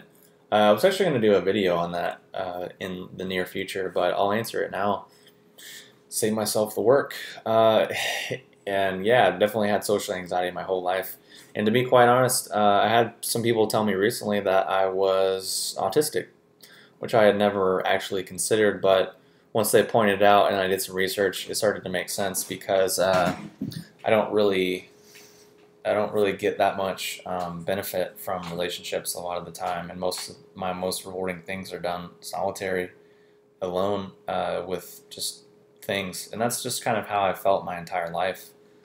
And I've tried to fight it or do things differently or whatever, but you know, it's also according to the Enneagram, I'm a Type 4, which you can read what that is. It's basically a weird outsider. I mean, it's literally the outsider. And then I'm an INFJ, which is like the rarest type among types and the rarest type among men. Highly introverted, weirdo. And then human design, I'm a 2-4, which is the hermit. So there's that. I mean, astrologically speaking, same deal. Like I could list all the things, say the same thing.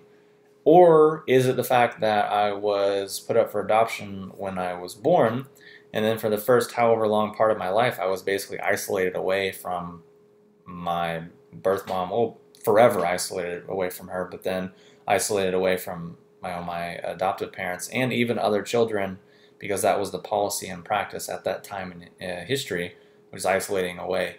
Because basically for the first year of my life, I didn't actually exist. Because according to the laws at that time, you had to be with your adoptive parents for a year before you would officially be that person. So I was a kind of a non-entity for the first year, which is hilarious. So a lot of people say, oh, well, that'll give you attachment issues because you didn't imprint a mother figure in that, you know, time frame, and you missed that rush of oxytocin that happens between the mother and the child between birth, so that made you this way socially in relationships and blah, blah, blah, blah, blah. Or is it all the other things? Or is it both? Or is it neither? Or is it a mix? Or is it a whole bunch of other things? Who really fucking knows? I mean, we could just go down that road forever.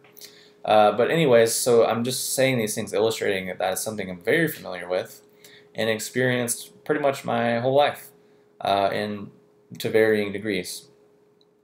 And even still today, I'm not really, I mean, I can relate to people, I can really see where they're coming from, but I usually don't feel like it or really don't want to or I'm not interested in it a lot of times. So how did I get over it? Well, basically what I did was did a lot of like yoga and body work and stretching and relaxation and meditation to retrain my nervous system to be able to relax, to feel tension and to be able to relax, because that's what really anxiety is, just like tension. So you can retrain your nervous system, just like relax, learn how to breathe and like breathe through, you know, negative sensations, and then also doing things that you enjoy to further imprint a nice state within yourself, and then also rewiring associations and connotations and just practicing different things. So what I did is worked at coffee shops and worked in places where I basically had to interface with people all day, every day for many years. You know, I worked at multiple coffee shops and then juice bars, and I had my own elixir bar thing, so I had to like talk to people and look at people all the time. So just threw myself in the exact opposite situation and developed some practice at it, I guess. And that's really the only way to do it, I guess, is to kind of get over it. But also just realizing that's really not a big deal. This other person is just a person. You know, we're not that different. We have a lot of similarities, and yeah, it's just not really a big deal. But just learning to be honest with ourselves and honest with other people, and basically working with those few variables that I just listed. And it's not something that ever totally goes away. It's not an on-off switch. It's always going to be there to some degree, because that's natural, that's human. To be alive is we're going to feel uncomfortable. We're going to feel nervous. We're going to feel awkward sometimes, and that's good. That's kind of what we're supposed to do. We're supposed to grow and do things. Imagine that. So yeah, hopefully that gave you some food for thought. Any thoughts on Manly P. Hall's lectures and books? I think it's cool, but I've honestly never studied it, so I can't really give an experienced opinion. Next question is,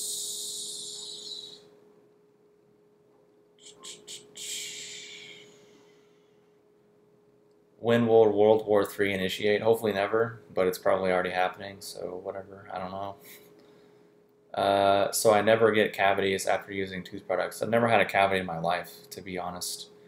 And my teeth were, when I was born, were pretty jacked up, so I've had braces 2 times, but I've never had cavities. So, I mean, if it's just pretty much educating yourself and removing yourself from that fear-based paradigm. But if you're not comfortable and you think fluoride actually helps your teeth and you think calcium actually builds strong bones, then do what you gotta do. I mean, yeah.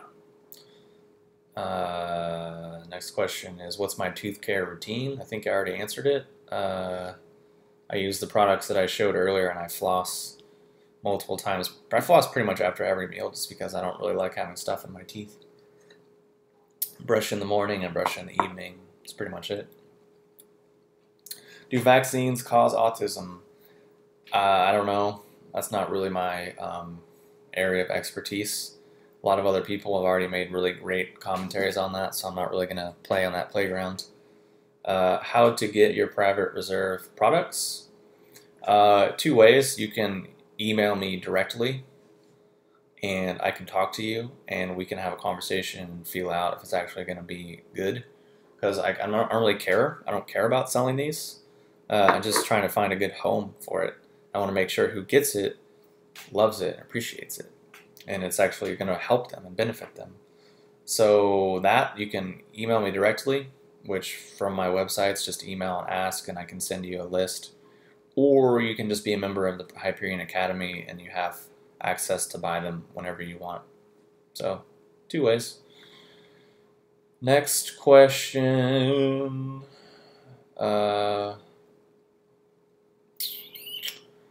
Am I into astrology? Interested, studied it, or followed it? You mentioned astrology speaks to your hermit characteristics. What indicates that? Astrology, yeah, I mean, it can be interesting. I haven't really studied it in a while. I have at some juncture in my life, but I don't really keep up with it or pay attention to it too much. But I think for some people, it's like really resonates with them. But I just had a phase where I was like really into different things. But in my chart, I think I remember there's like a lot of Cancer in there, which is the Cancer, homebody and crab and sensitive and reserved and whatnot. But yeah, there's just a lot of Cancer in my chart. But then also in human design incorporates astrology, so that's where that came from. So by talking about human design, you're talking about astrology and a few other disciplines at the same time. So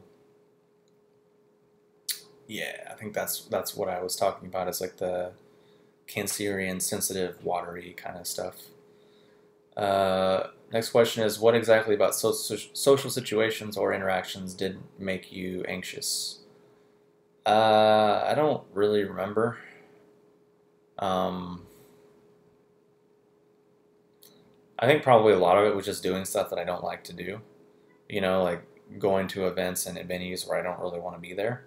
Because now if I go to a place that I actually want to be, it's like a different situation. I think that's a lot of it. But I don't honestly remember. Yeah, I think like small talk, I don't really like it, I like depth, I like meeting, because being an introvert, for you to go out and socialize takes energy from you. And you get energy from like intimate, close interactions. So you have to spend energy before you eventually can get it back. And you might not even get it back because you might just have a superficial, stupid interaction, which felt like a waste of your time. Maybe it is, maybe it isn't. Who's to really say ultimately, but that's just how it feels. So that's just kind of what it is, and just wanting to have like deep, meaningful, like conversations and interactions. Next question is, what does fear have to do with cavities? What I was saying is the idea that not using, standard tooth care products would lead to cavities, or that somehow standard tooth care products prevent cavities. Because that's, I'm not saying you personally believe that or that's what you were saying, but that's the sales pitch, that's the propaganda, that's the belief system for fluoride and for all of these tooth care products, which are the mainstream. And if it wasn't, then we would need to look at the marketing and the sales and the box and all the stuff around it. We can see that, oh, that's really what they're saying. That's the ecosystem. So yeah, that's kind of what I was talking about. Am I refuting the fact that calcium does not help bone strength? I mean, all minerals technically help bone strength, but the idea that we've been sold that calcium builds strong bones is not actually real, because let's look at this. Rates of osteoporosis and all these things, really high. Rates of calcium fortified everything and calcium supplementation, higher than ever before in human history. So we would deduce that, okay, supplementing more calcium would lower all these things, but it doesn't and it hasn't.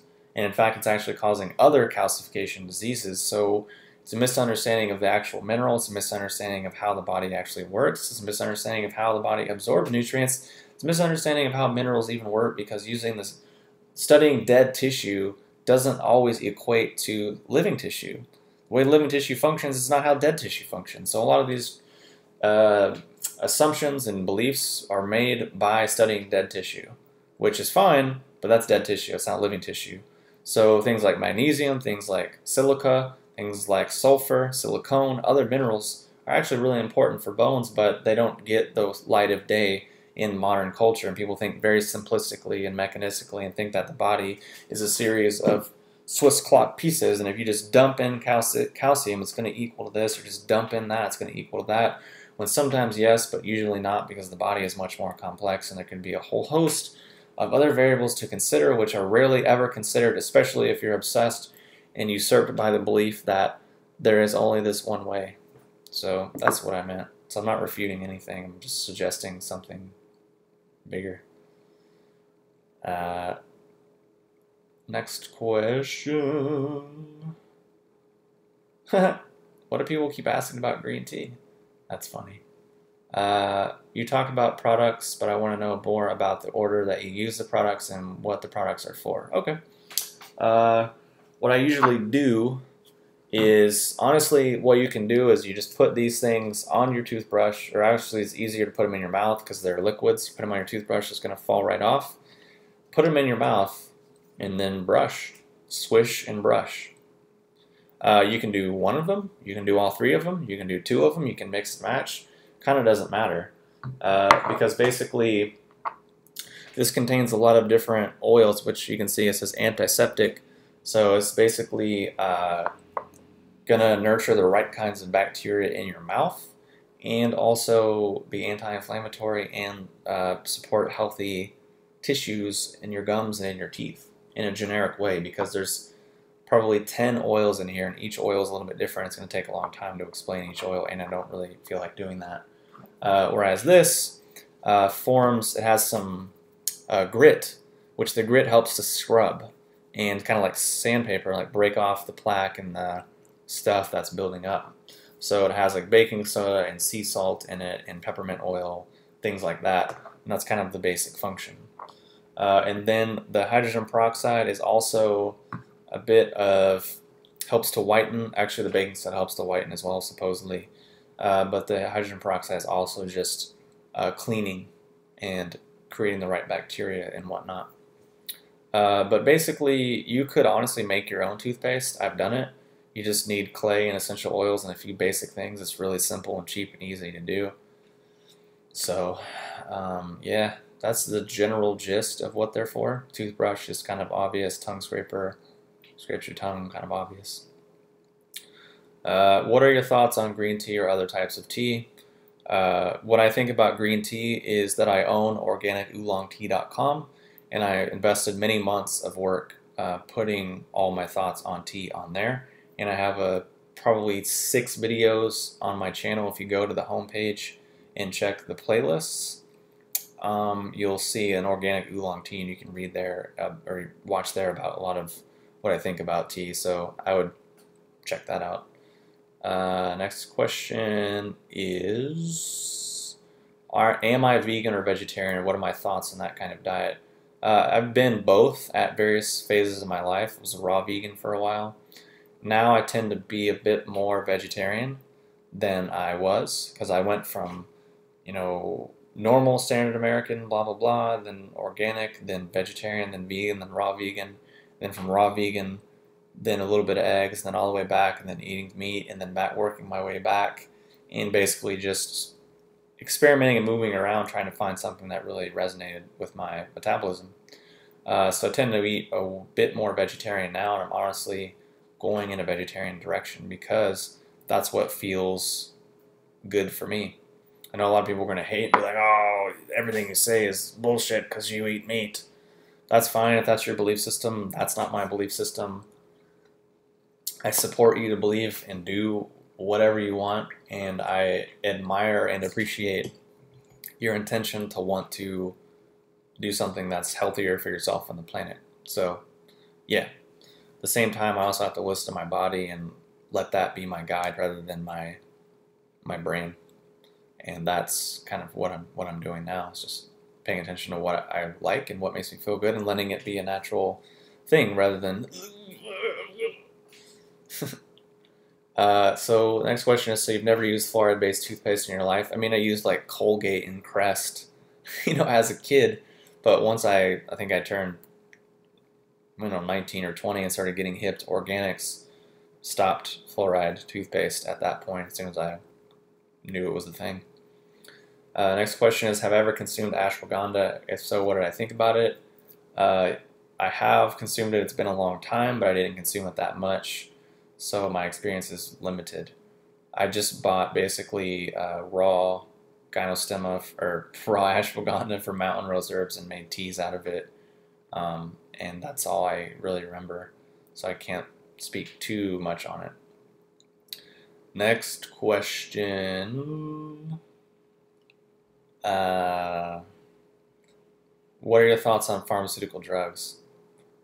I mean, two thumbs down. Personally, I'm not saying that there are not times where that's what people need, because it comes down to our belief system. If you have a certain belief system about your body and about the world, herbs and Chinese medicine and acupuncture and alternative things aren't going to do a lot for you because there's a lot of resistance. Maybe, maybe not. So it kind of depends. If you believe in the pharmaceutical worldview, then that's what you believe, and that's probably what makes the most sense for you to do. Personally, I don't believe in it, and I think the whole mindset and way of looking at the world is very short-sighted and has a lot of problems. So that's kind of what I think about it. Next question is, do I have a day job? No. This is my day job. This is my night job because it's 5:20. I just basically am self-employed. I own my own companies and have since 2006, I guess. So yeah, what do I recommend for business entrepreneurship? I can't really think of anything. I guess the book Getting Things Done by David Allen is good, or I think that's his name, but yeah, it's Getting Things Done. That's all I can really remember. I haven't really read anything or researched that in a long time, so I can't remember, sorry. What do I think about the trickster archetype? I think that usually people use that as just a justification for something else. I don't know. But I guess maybe it exists in the world. I don't really know. So I'm not exactly sure what the question is at anyways. Next question is, have I ever watched Avatar: The Last Airbender? Yes, the animated TV show was on Nickelodeon and Legend of Korra, and they're both awesome shows. However, the movie made by M. Night Shyamalan was complete garbage, and never watch it ever in your entire life. But yeah, amazing shows. Amazing. It's amazing that they were even made. So that's cool.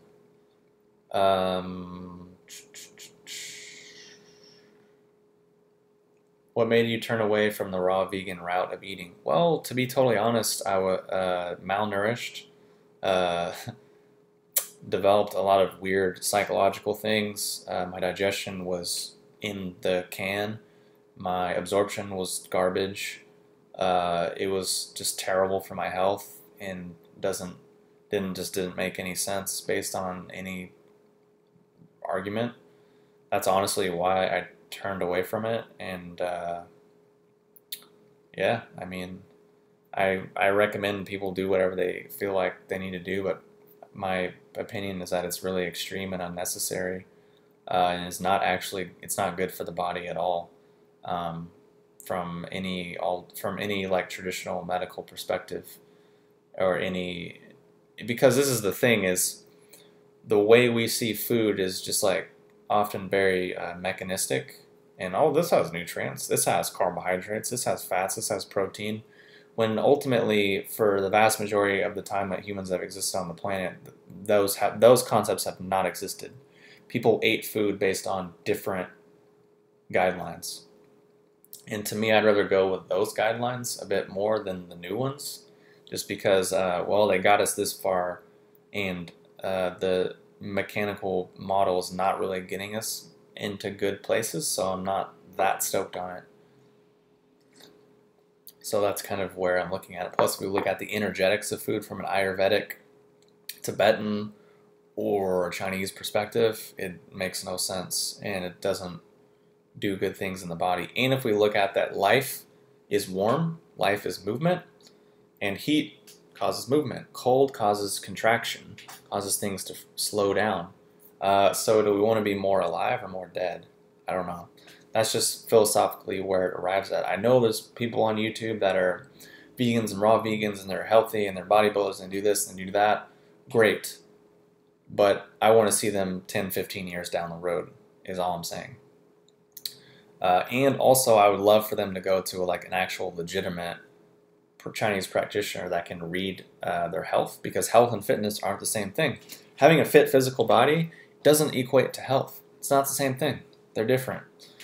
So I'm not impressed if someone looks fit. I'm not impressed if someone looks a certain way, because honestly I'm less impressed because that is just validating and catering and kowtowing to the same ridiculous point of view that they're supposedly an alternative to. So it's a little bit doesn't make sense for those reasons. So yeah, that's why I turned away from it. Next question is, what are your thoughts on Ayurveda?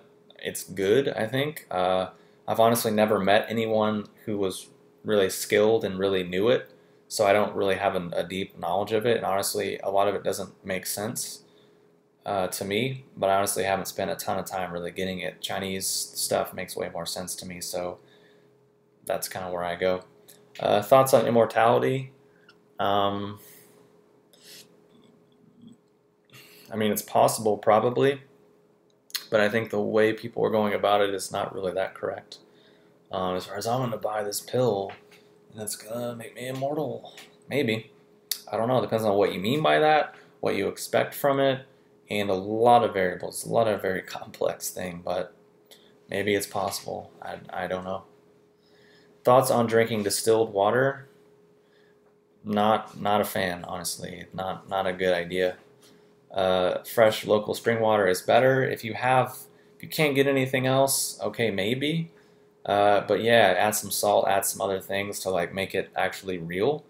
Because again, the puritanical way of seeing things is not real. It's not good. Water isn't H2O. Water's a living thing, like we are. We are actually water. We're mostly water. Most things on the planet are actually water. Water is life. And it's not the mechanical thing that we think it is. It can be, but then our health tends to plummet as a result. But that's just my belief system. Yours might be different. So those are just my thoughts. Do I practice meditation? What is your preferred method of meditation? I don't know, really. I mean, I do a lot of Qigong and Neigong, and I play music. Maybe that's meditation. But I don't know, honestly. I don't really make a distinction between that. And meditation isn't something that you really do or practice. It's actually something you work towards, because you can't do it. You can't force it. You can't practice it. It's something you move towards, and maybe eventually achieve. Because if we look at the word meditation, it usually refers and comes from the word Zen or Chan, which comes from the word dhyana, or samadhi, all these different words from different languages, which basically trace their way back, to the 8 limbs of yoga, which the higher limbs are dharana, dhyani, and samadhi. Yeah, I'm not sure about the order, but they're basically the higher realms, which you eventually arrive at after all of the other stuff. So you don't really do it, you maybe get there, and then maybe your mind is transformed. But again, what people think of as meditation, it depends what people mean by that word. A lot of people mean different things depending on different systems, so it's hard to say, one thing or the other. So honestly, this is meditation. I'm not focused on anything else. I'm not even thinking. I'm not even paying attention because I've been talking for 2 hours and I have no idea where this information is coming from. And before I did it, I didn't have any conscious idea of it. I even sat down with really no idea what I was going to say, and I'm just doing it. So maybe that's meditation. Play music, only play music, maybe that's meditation. Or maybe that's just what's natural for humans to do, is to be focused on what they're doing. So what are our definitions? It depends. Yeah. Have I ever poisoned myself accidentally with an herbal mix? Yeah, the worst I've ever done is just like diarrhea because I took too much. But taking reasonable dosages of things, not really. That's just the worst, and that was just me being extreme and being very silly, where I'm going to take this huge amount of this herb, which makes no sense and would never make sense under any circumstances, but I did it and got indigestion or diarrhea and gas, and that was it. It went away after it passed, but yeah, it's the worst.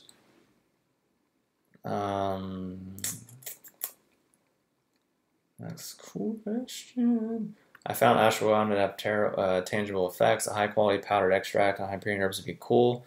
I've sold an ashwagandha extract to some of my bulk clients, people that order, 10, 20 plus kilos for me for their own usage or distribution, and we have an ashwagandha extract. It's been a long time since I've taken it, and I didn't really take it that much. I just did a quick kind of deal on it. So maybe, I don't know, depends. Next question, what is the root cause of addictions and compulsions? I would watch the video I did on, I think they're under the Chinese medicine tab on my page, but what is the root of all disease according to Chinese medicine? And another one is like a funny story to illustrate the roots of Chinese medicine.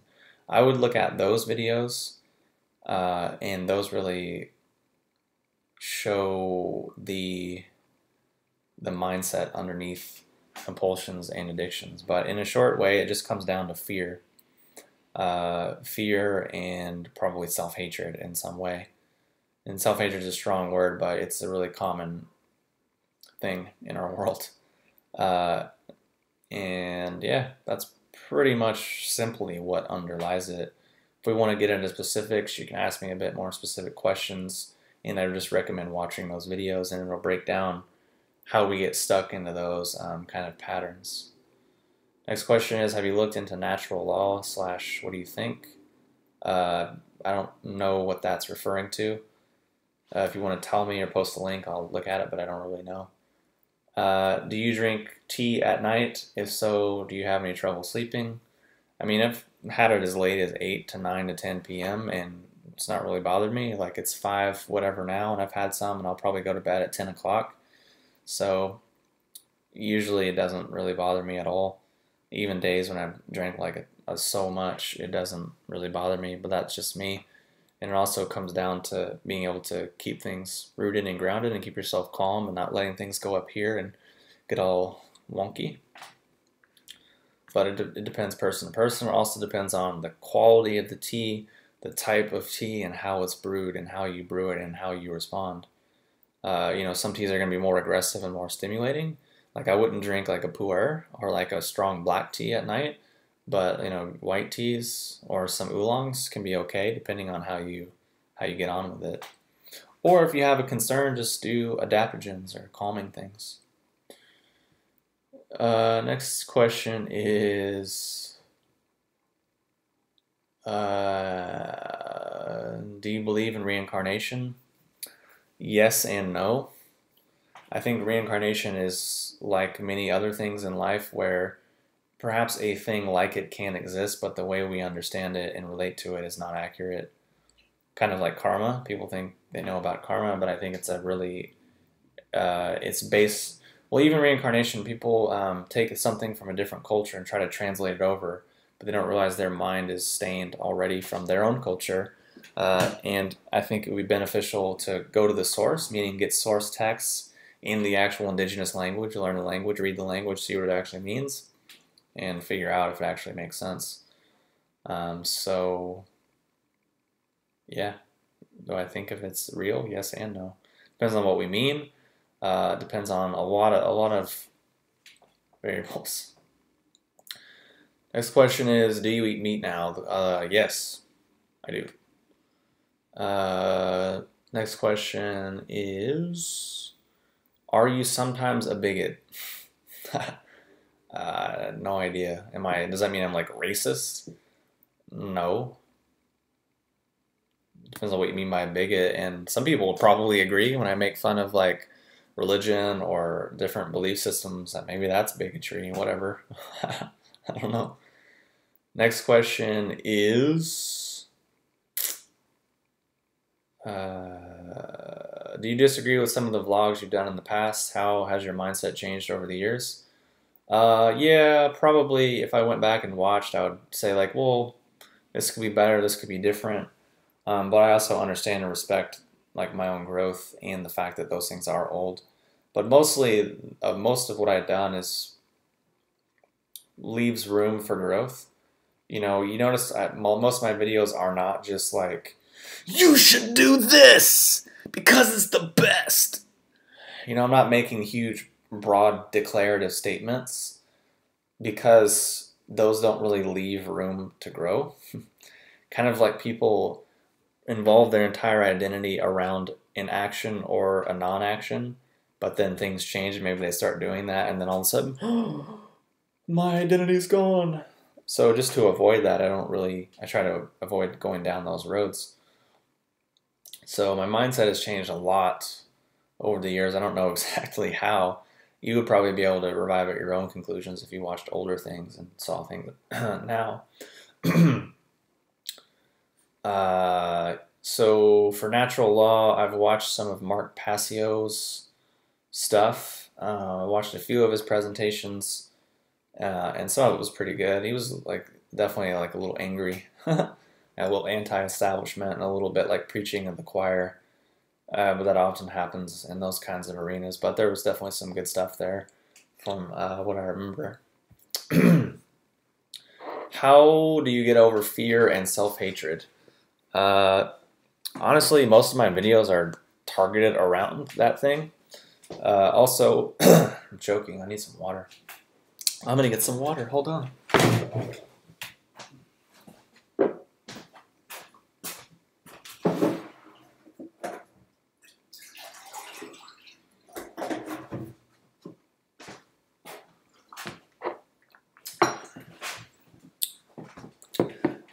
They're not really things that are just binary. Fear is part of life. Self-hatred is a deep, deep thing in our psyche. So it's not really we just get rid of it like it's an evil thing. It's something you kind of just work with and realize that it has a use. It's there for a reason. It has a purpose. It's not just that we just become a better person and it's whatever. I mean, our light and dark both serve each other, basically. I mean, they imply and feed each other. So getting over it, yeah, I mean, that's mostly what I talk about in my videos because it's so deep and important. But also for, honestly, more depth, more specifics, I would just sign up and be a member of Hyperion Academy. You can download my old classes. I've taught probably 4 classes on the subject with specific exercises that lead you through a process. Nourishing the Shen is one that I did. Gated Vitality is another one I did. And there was another one, but I don't remember the name. So that's honestly what I would do. It's the most depth, and I design specific exercises and worksheets to work through and guide you through the process to get it moving. Because it's not, there's no start and finish. This is just life. You just keep evolving. So that's what I would check out. Do I ever add anything to my tea? No, never. Because the teas that I drink are really high quality and they have enough flavor, depth, and profile. So I don't need to ruin it or supplement it or change it. And that's just kind of what happens when you drink really good stuff. It has sweet, it has floral, it has earthy, it has vegetal, it has a little bit of bitterness, a little bit of astringency, but just a touch, like way down there, but it has all these other things. So I have no reason. Plus, I know that a person worked really hard to create this work of art tea, and I'm not going to disrespect that by putting something else on it. That's just me personally, and those are the teas that I drink. But you know, everyone's free to do their own deal. I just don't sweeten anything. I don't really like sweet things personally. I don't. Yeah.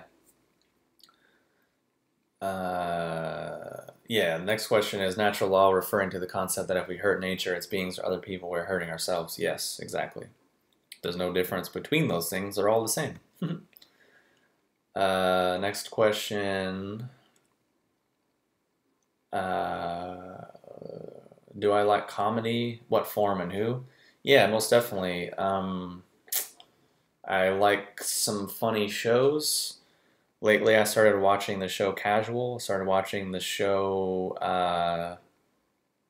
what is it called? Difficult People. Those are both funny. Mark Maron's show is funny. Key and Peele is funny. Documentary Now is funny. Portlandia is funny. All those shows are funny. I go to stand-up comedy pretty often, and it's funny. Yeah, comedy is legit. How do I feel about westernized being pushed globally? Do you think ancient traditions and knowledge will eventually fade out of existence? How I feel about it being pushed globally is, I mean, not really that great, but I'm not omnipotent, so I don't know for sure. And do I think ancient traditions and knowledge will eventually fade out of existence? Probably. Unless there are people who dedicate themselves to maintaining it and holding it and carrying it on and extricate themselves from the ridiculousness that is the modern paradigm. So, yeah, that is could very well happen. But also, there's also a lot more people are interested in this stuff now. However, it's being watered down and commercialized a lot. So it's all about some people dedicating their life to it and holding the lineage. But we'll see. Next question is, what type of meat do you eat? Well, if it's cooked for me, or if it's prepared for me, it's likely to be local. Well, it's only going to be local and or organic, pastured, grass-fed, humane, like that whole deal. Because to be honest, I don't cook. I have a lady who cooks for me and delivers food to my house that I eat throughout the week, and she only buys those types of ingredients because that's only really what I want to eat. And fortunately, I live in a city where I can go out to eat and it'll say on the menu from what farm whatever is from. So that's typically what I go for. Next question is, have you ever tried DMT or similar? I haven't tried DMT specifically. Well, I did once, but it wasn't a dosage to do anything. So I didn't notice anything, but I smoked a lot of weed, did a lot of cannabis, and ate mushrooms a handful of times, and took mescaline once. That's the extent of my psychedelic career. What initially sparked your interest in herbalism and Taoism? Herbalism came later, but at first my interest in Taoism was probably sparked since I was a little kid, seeing Star Wars and Kung Fu movies, seeing that and thinking, well, I don't know what that is, but I like it and I want more of it. And then probably Bruce Lee. Bruce Lee will like quote things, you know, Enter the Dragon in different movies, and then I realized, whoa, he's quoting other people who are from other things, and just following that all the way back, and still just basically doing that. Herbalism, what's part of my interest in that is, to be totally honest, is I smoked a lot of weed. And then one day I realized, wait a minute, this is a plant, and it's changing the way I feel. Maybe there's other plants that can change the way I feel too. So that kind of opened the door, and then I got into eating well and doing yoga and meditation and reishi and cacao and superfoods, and then I realized, wait, this is actually not as good as all these other things, so I'm going to stop. And I just got over it and wasn't really a fan of it anymore, but it helped, you know, that process. So that's kind of the honest truth, to be clear.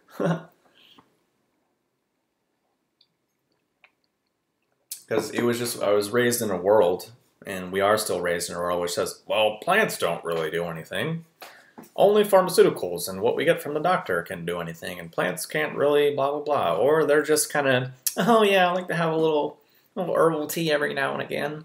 But it's not really, it's like very kind of superficial. It's not like hitting you and transforming you and really feeling it, you know? And then I realized, wait, other plants can probably hit me that deeply too. And then I tried reishi and other herbs, and I'm like, whoa, this is hitting me pretty deep. So it's kind of how it got going. And it was from I was practicing a lot of yoga and meditation at the time, and I was just looking for things to enhance that, and then it all just kind of fell into place. What was the last costume you wore for Halloween? I think I dressed up as a pirate once for like, I think when I was like 14, just as a joke. I think I borrowed someone's costume, and that was it. I haven't dressed up since, because I not really care. Do I believe in UFOs, Illuminati, and ghosts? Yeah, I guess, I think. I've experienced some of these things. I'm not going to say what or really get into specifics, but I have seen them from my own eyes. So I don't really believe. It's just kind of my experience. Now, whatever those things are, you know, because a UFO is just something we don't know what it is. A ghost is just something else. Illuminati is just something else we don't really know. So it depends on really what we're starting to say something is, you know.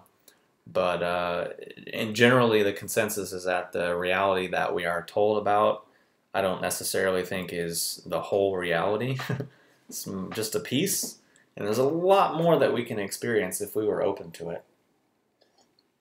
But our mind, the way it works, is just certain things are conditioned out so we don't notice them. So these things could be right around us all the time, but based on the limitations of our nervous system and our indoctrination, our domestication, we just don't see it. Next question.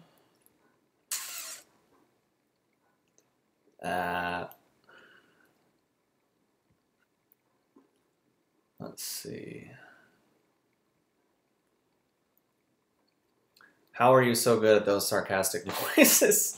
Does it just happen naturally as you are talking? Yep, it's just unfortunately a natural occurrence. I just happen to be a really sarcastic, like pretty much always sarcastic, like always joking, but usually it's just like meow, meow, like no one like necessarily connects. Like, oh wait, he just said something, but it's a really deeply embedded joke that's making fun of a certain belief or a certain paradigm, but I maybe missed it, or I maybe just taking offense to it. So yeah, unfortunately, it just comes out naturally. Have you ever watched The Whitest Kids You Know? Maybe a long time ago, but I don't really remember. But I'm always open to funny things. Next question is, I'm unsure of the origins of energy healing, but are you into that? Am I into energy healing? Yeah, I mean, it's my life. Like, it's my practice. I do it all the time. And that's just kind of comes back to our conditioning. Energy, I think most people practice energy in a theoretical way. Like, oh, I'm going to do some Qigong. Breathing, moving, relaxing. Yeah, I feel a bit more relaxed. Feel warm, you know, or some things. Or, oh, I went to an energy healer, whatever. But energy can be a real thing. It just depends on where our nervous system is tuned into. You know, there are people that can project energy from their body, believe it or not, and influence other people. It's rare, but it happens. I've seen it. There are people that can transmit energy into other people's body. It's real. And also the fact that we're doing it all the time. You know, I'm saying things that are carrying a lot of information. Depending on how open or what you're aware of, everyone's picking up different information. Because whatever is physical is also energetic and is also spiritual. Whatever is spiritual can also be energetic and can also be physical, or whatever. You get what I'm saying? This is three treasures. They're not separate. They're all one and the same, and each kind of has its own component. Just depends on the layer at which we are perceiving it. So a lot of times we're conditioned to just be at the base, just physical level, and oh, this is just molecules, this is just carbon, or it's just this physical whatever thing. Maybe. But again, it's just our experience. I can say things, we can read things, we can talk about things, and it's a belief, it's a word, but until we experience it, it's not real yet. So that's a lot of times where it comes down to. Because I could tell you stories about energy healings, energy experiences I've had, and some people will be like, yeah, I dig that because I've had a similar experience. But a lot of people are going to be like, that's crazy. That's not real. That's not possible. That's crazy. Or people are going to be like, you're insane. You lost your mind. And then I just don't say those things. I don't get into specifics because I don't want to open myself up to those things. So yeah, energy healing, into it. Next question, is apple cider vinegar and vitamin C a good prevention during flu season? Yeah, definitely. I mean, apple cider vinegars can be really good if you're doing it like, you know, in water or putting it on your food. For vitamin C, definitely you want to go towards a food-based thing. So camu berry, acerola, cherry, or just fruits, like really like, you know, like hot lemon water first thing in the morning could be great. Really just keeping stress low. Doing hot magnesium Epsom salt foot soaks, skin brushing, making sure you're exercising and like keeping everything moving. That's like, you know, good, just basic normal human things. Getting into herbs, immunosupportive herbs, reishi and gynostemma, things like that can be really supportive. But also too, just not believing in flus. I don't really believe in the flu. I don't really believe in germs or viruses. So that's another thing. That's a whole other conversation. But that statement might be, oh, you don't believe in the flu? The flu's real. Well, let's consider our idea of what voodoo and witchcraft really is. That's a whole other conversation. That's just my way of looking at it. You know, you have to do what's right for your own way of looking at it. Next question is, if you had to narrow it down to one piece of advice, what would you want people to know? Don't listen to me, ever. No, I'm just kidding. One piece of advice. I don't know.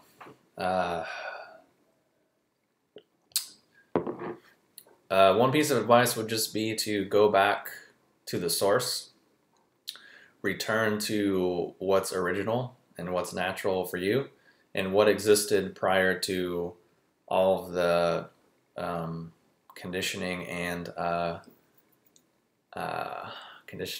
what's the word I'm looking for? Domestication. That's pretty much it. I know that's vague. That's kind of like a lot, but each of us have intelligence. Each of us have a inner teacher and a relationship with reality, and our consciousness is always relating with the world, and we don't need anything to get that. We already have it. So if we ask questions, we can go down a path if we decide to do that. So that's why it's vague, and that's why it's a piece of advice. Next question.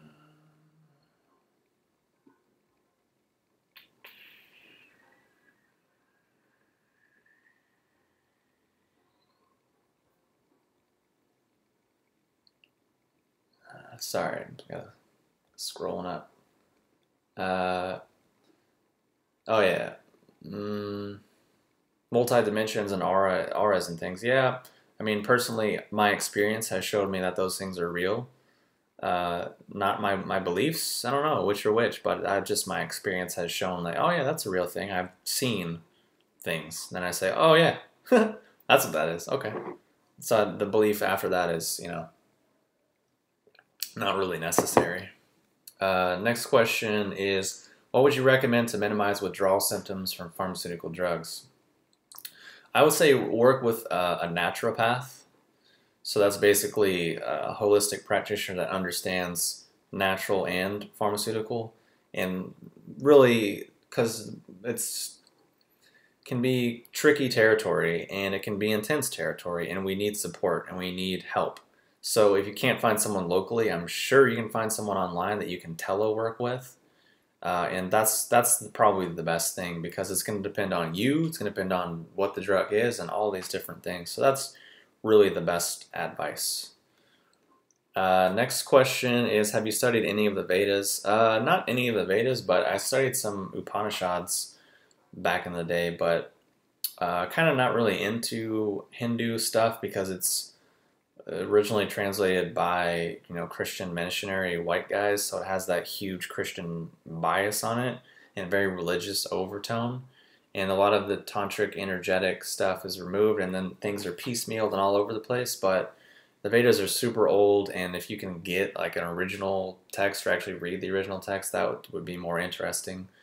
But that's just my perspective. And again, I'm a bit more into the ancient Chinese Taoist way of things, so there's only so much time in the day. Next question is, what is your astrological sign? Sun sign is Cancer, I think. And then I have just like a lot of Cancer and then some Aries. I think my rising is Aries, but my sun is Cancer, I'm pretty sure. Next question is, I live in mainland China. What teas do you recommend to improve liver function, bile secretion? Chrysanthemum tea, which is Juhua or Juhua, is the Chinese, which I butchered. Chrysanthemum is good. Gochitsa is good. Or Gynostemma or Jaguan is good. Yellow dock or dandelion. I don't know the Chinese names, but yellow dock, dandelion, burdock. Those are all pretty geared towards what you're talking about. Next question is, do you practice Tai Chi? I've heard you talk about the Tao, but haven't listened to your exercise regime. If you could talk about that. If you go watch the video I just did on what is my health practice lifestyle thing, that's on there. But basically I don't do Tai Chi per se, but I do Qigong, which Tai Chi came out of Qigong. So it's like kind of arguing over terms. Qigong, Neigong exercises, some Bagua stuff, and just some like a lot of stretching and body weight kind of things, core work, planks, push-ups, crawls, things like that. Trying to personally find a balance between hard and soft, because for so much of my life I was just like all hard and then all soft, and then now I'm trying to really figure it out. Next question is, what do you think of mind control, brainwashing? Is it real? Yeah, I mean, we all do it all the time. We all live in it all the time. We do it to ourselves. We do it to other people. It's really not. It's not really. It's so ubiquitous that we don't see it. But it just depends on having the eye and the awareness to see it. And there's a conscious effort to discredit things in the world. And the thing is if we are going to be alternative, and this is a piece of advice actually, is if we're going to be alternative, we're going to be weird, or we're going to have alternative points of views, number one, don't be a fucking weirdo. You know what I mean? Like, learn to communicate articulately and clearly and concisely in a calm, rational, and intelligent way. Have well thought out arguments and reasons, and have reasons for the reasons, and have it really well organized and prepared, and not just be reactive based on anger or frustration or contempt or apathy. And this is just true regardless of our point of view, because what if we have all those things, we're going to be more effective, and we're going to be happier, and we're going to be a bit more intelligent in ourselves. And then just doing research and keeping an open mind. and realizing that just because it comes from the alternative world, it could still be wrong, or it could be right. And just because it comes from the mainstream world doesn't mean it's automatically wrong, but it still could be, and it still could be right, or it could be in a mixture. So we have to really develop our own faculties to be able to sort and sift through and say, well, 90% of this was actually wrong, but they had this part right, and here's why. Okay, rather just being like, yeah, man, it was awesome. Like, it's all fucked up, man. It's crazy what the government's doing. Well, it's not always that simple. Sometimes it is, sometimes it isn't, but to be able to make those distinctions and to not just be a weirdo about it.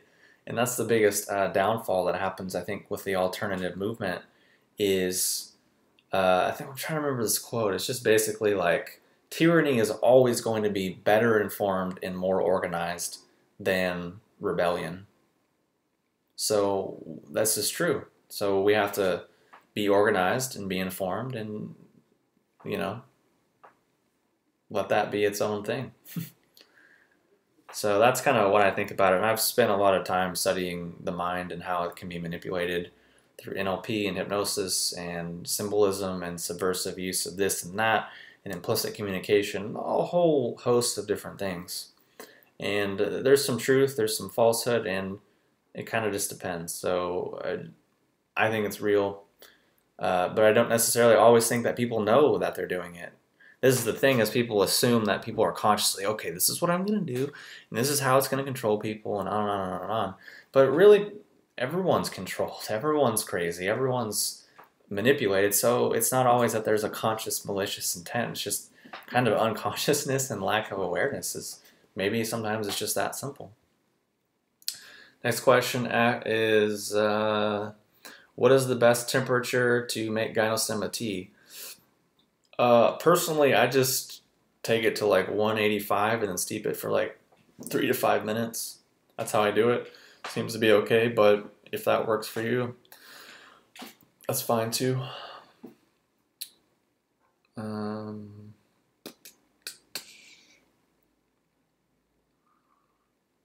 trying to...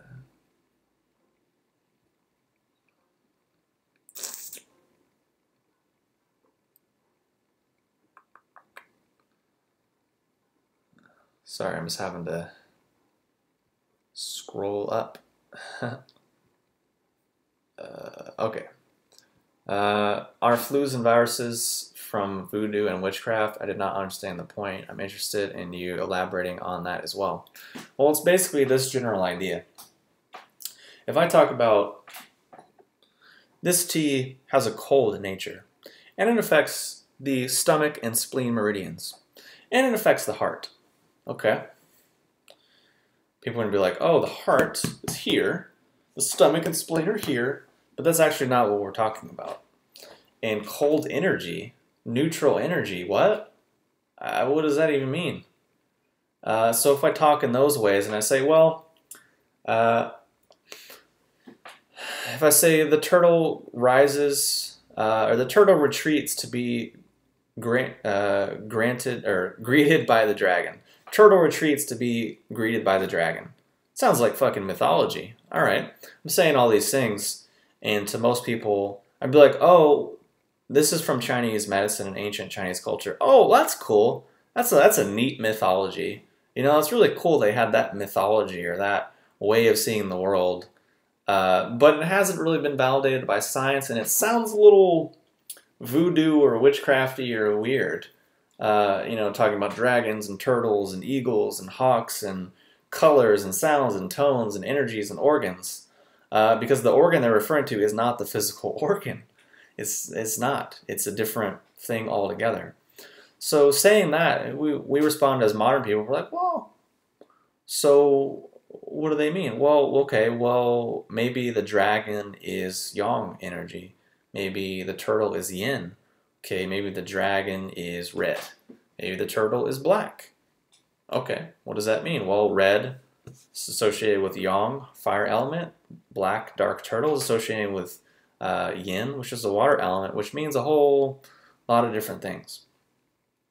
And then saying I'm going to go out and I'm gonna go get an herb that's gonna treat the black turtle or control the red dragon. That's a lot of mythology. It's a lot of weird stuff. But when you understand what it's talking about in the ecosystem, it actually makes a lot of sense. But to most people, that's going to be witchcraft or voodoo or just mythology or just weird. But then here we are in our modern world, and we have science. We can see it under a microscope, so it's real.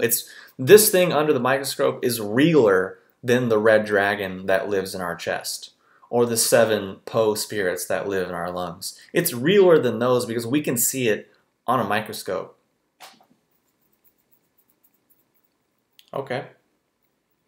Or we could say, you have cancer now. But doesn't everyone have cancer all the time? What is cancer? Cancer is a mutation. Well, wait, aren't we only alive because we mutated in certain ways and our cells mutated and allowed us to grow? Aren't we only at this point in human history based on genetic mutations? Well, wait. Huh. Okay. Well, we have cancer now, but maybe we always had cancer. Okay. Well, maybe we've been working on the habits and behaviors that create the cancer, or creates the weakness in the body that allows the cancer to really take hold. Maybe we've been working on that for 30 years. So do we really have cancer now, or do we really have cancer for 30 years? And if we had the behaviors for 30 years that allowed the cancer to take hold, how do we really say that we really have it now, and now is really the time that we need to do something about it? What about the other 30 years? Okay. Questions. Interesting. But we have a test, and the test says that this means this, and this means that, and it means this all the time. Well, wait, statistically, is that really true? No. Okay, probabilistically, is that always true? No. Oh, but we're going to give you these drugs. Oh, well, statistically, how often do they work? 5, 10%? Oh, I want that. That sounds like it'll help me. I have a 5% chance of this doing anything. Okay, but you have a 95 to 100% chance of it doing these negative things, which are going to harm you and destroy your liver, make all your hair fall out, destroy your energy, further destroy your immune system, further disrupt the natural functioning of your body, or we'll cut the organ out, and then that will further take you down that road as well. That's guaranteed. Are you starting to see some witchcraft and voodoo happening here on people? And again, and I'm not saying anything bad about any system or any person or any practitioner. It's really about our mindset, and are we even in our experience? We can pick up and read a book about anatomy.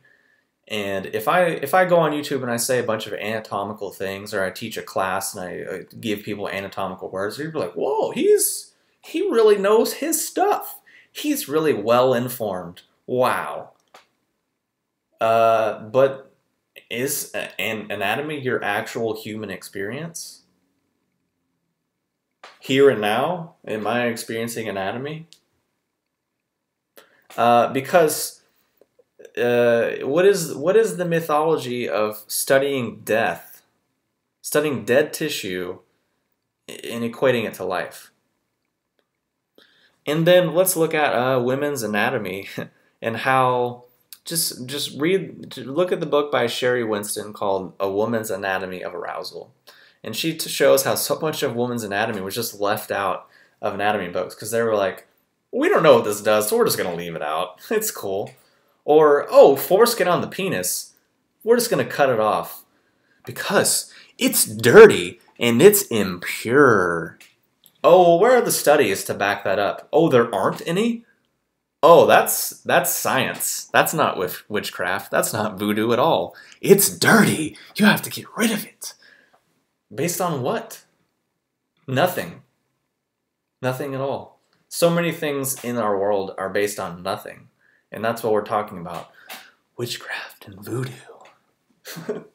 It's just has nothing to do with being a human. Has nothing to do with the human experience. So we really have to start to step back and be like, wait, we can look at all these cultures and be like, oh, that's cute. They have an ancient mythology. Wow, look at that. That's so ancient and cool and unique and novel. But my way of seeing the world, that's not a mythology. That's not made up. It's the real thing. I don't know. Maybe, maybe not. Just saying. Next question. And if you do drug-like substances, what are some good questions to ask yourself so that you can play well together? I don't understand that question at all. Next question. Can I speak on tantric? I don't know what that means.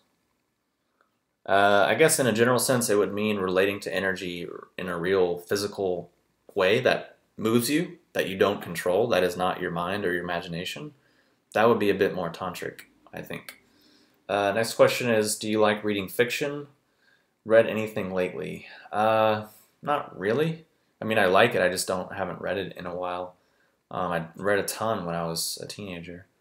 But if I read anything good lately, it would be probably the book I reviewed recently from Damo, The White Moon on the Mountain Peak. Let's see.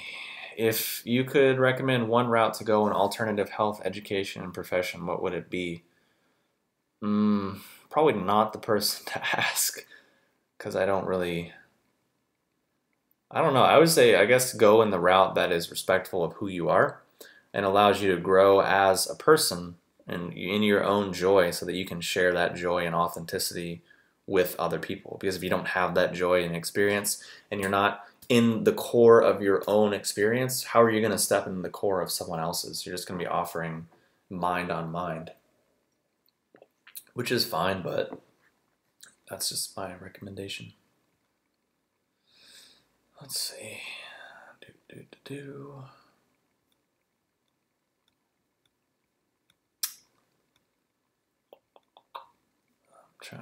Oh yeah. Do I believe cannabis helps in reducing cancer growth? I don't really know. I would defer that to other people who are experts on that particular subject and recommend just researching it because there's plenty of people that are on to the CBD thing and the medicinal cannabis thing. And just go to PubMed, go to Google Scholar and research it. So yeah.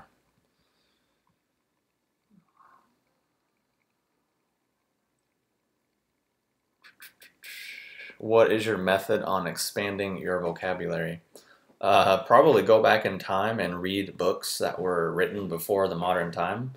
So reading like classic novels, by like classic authors, just like the most famous books in history, read that, read Shakespeare.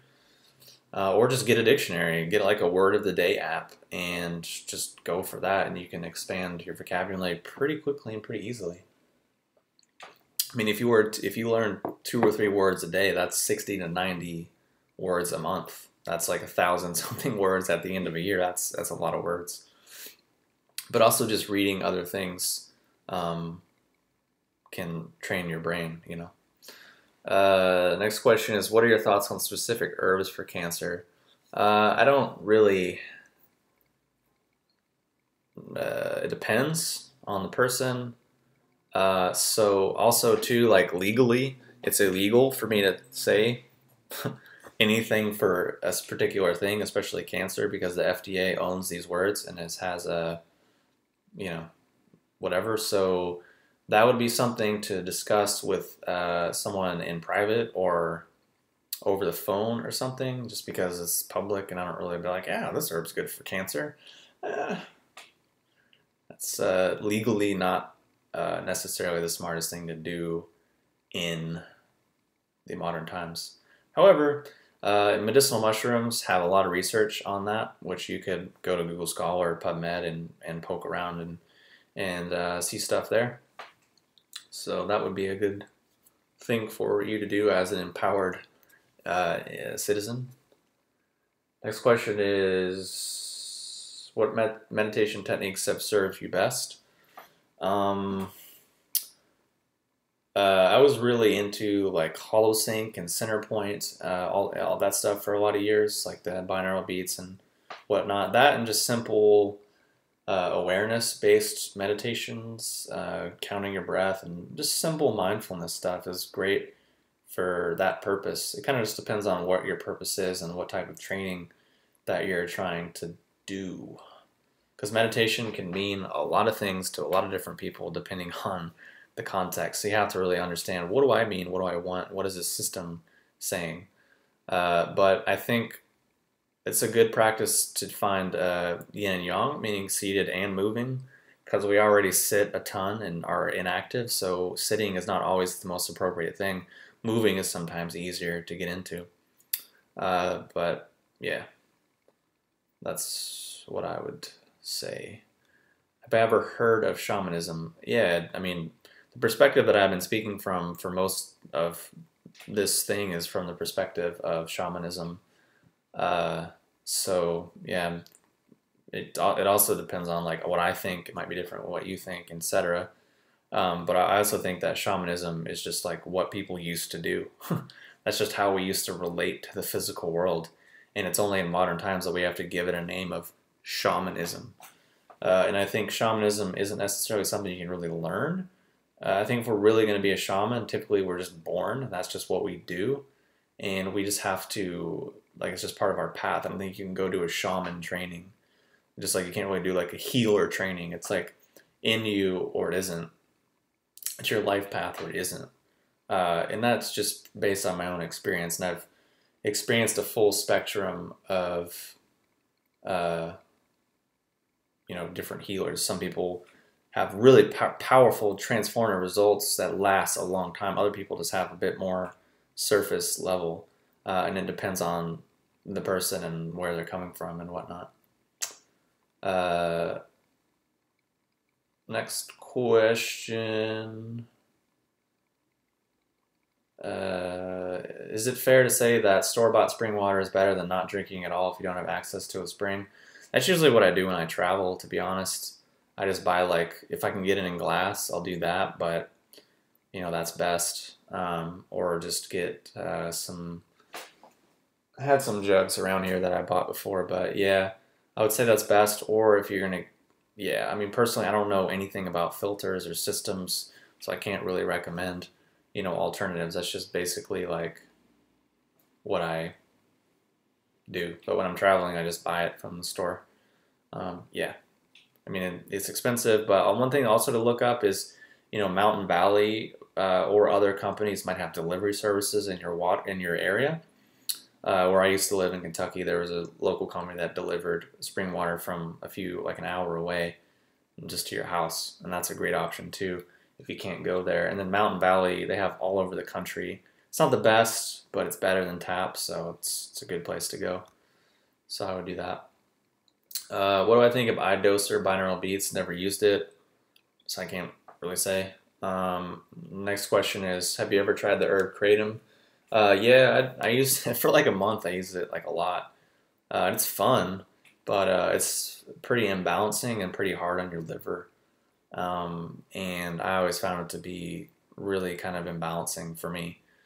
So I would probably not abuse it. I would treat it with respect and realize that it has side effects.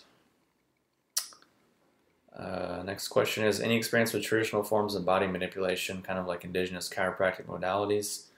I had some, I had some body work from these dudes from New Zealand, I guess would be indigenous. I can't remember what they were called, but it was pretty intense. But I've had a lot of strange body work modalities. I don't know if I'd call them indigenous per se, but like, I mean, Thai massage could be indigenous, I guess, or Tui Na could be indigenous. Shiatsu, things like that, but not necessarily like indigenous chiropractic, for example. But yeah. Let's see. Probably gonna wrap it up pretty soon because I'm coming up on 3 hours somehow. And I need to eat dinner. and go back to my life. So any final questions should probably come in the next few minutes, because I'm gonna get off here. Do I think tachyon pendants, crystals, and certain geometric shapes like pyramids offer peace of mind or personal value? For me, no. But for other people, I guess so, yeah. Depends on your experience. I've had people that have used like crystal bowls and stuff, like healing on me, and I feel stuff like that, but it's not really my interest or my, proclivity. I'm not saying there's anything wrong with it or it doesn't work. It just depends on you. So, yeah. Next question is, do you think constant awareness is obtainable? Constant awareness is our natural state. We can't not be aware, really. So it's not really something we have to obtain. It's just something that is. We can tune into it or not, I guess, but it's kind of always present. Next question is, I've heard you talk about being inhuman or exhibiting inhumane demonic actions. Could you elaborate on this?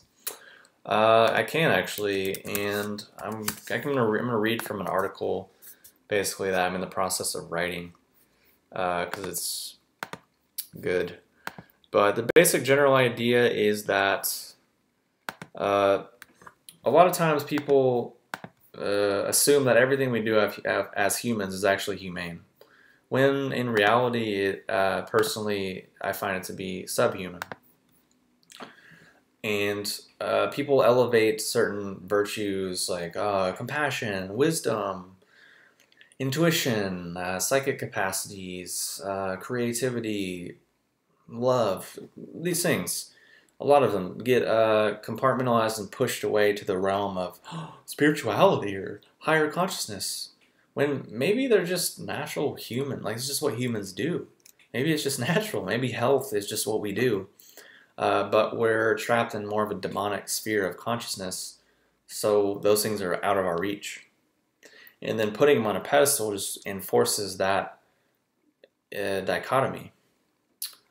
And it's just really silly. So, not taking care of ourselves, abusing ourselves, that's demonic. I mean, humans don't do that. Going to bed at a reasonable time and waking up early, that's human. That's what humans do. If we just erased the last, 200 years or 150 years or so of culture and just looked back and said, well, what do humans really do? And focused on basic things, we eat, we move a lot, we function somewhat in accord with the natural world. All right, this makes sense. And then we can look at perhaps, natural capacities that we all have. We all have compassion and wisdom and intuition and creativity and kindness inside of us all the time already. It's there. We might not see it, we might choose to ignore it, we might choose to say no to it, but it's still there. And the voice might be quiet, it might be loud, it just depends. But that's human. That's our birthright. That's just what we have. It's going to be different from person to person, but that's natural. So dedicating ourselves and making ourselves subservient to all kinds of different things, that's not really human, that's demonic. Because we have to look at what is the mindset that is happening. The mindset is giving our energy over to a thing. And that's demon behavior. That's parasite behaviors. If we look at the definition of how parasites and viruses work, is their number one goal typically is survival and reproduction. So if our intent and mindset is survival and reproduction, then by definition we could say, well, that's kind of parasite or virus behavior. Or we could say it's demon or ghost behavior, because remember, if a thing is physical, it's energetic and spiritual too, and vice versa. So there's different frequencies among whatever physical manifestations. And when people get really usurped with an idea, what is their number one goal? Survival, reproduction. So what I'm not saying there's anything wrong with being into a thing. It's ridiculous, because I'm way into things, way into certain things.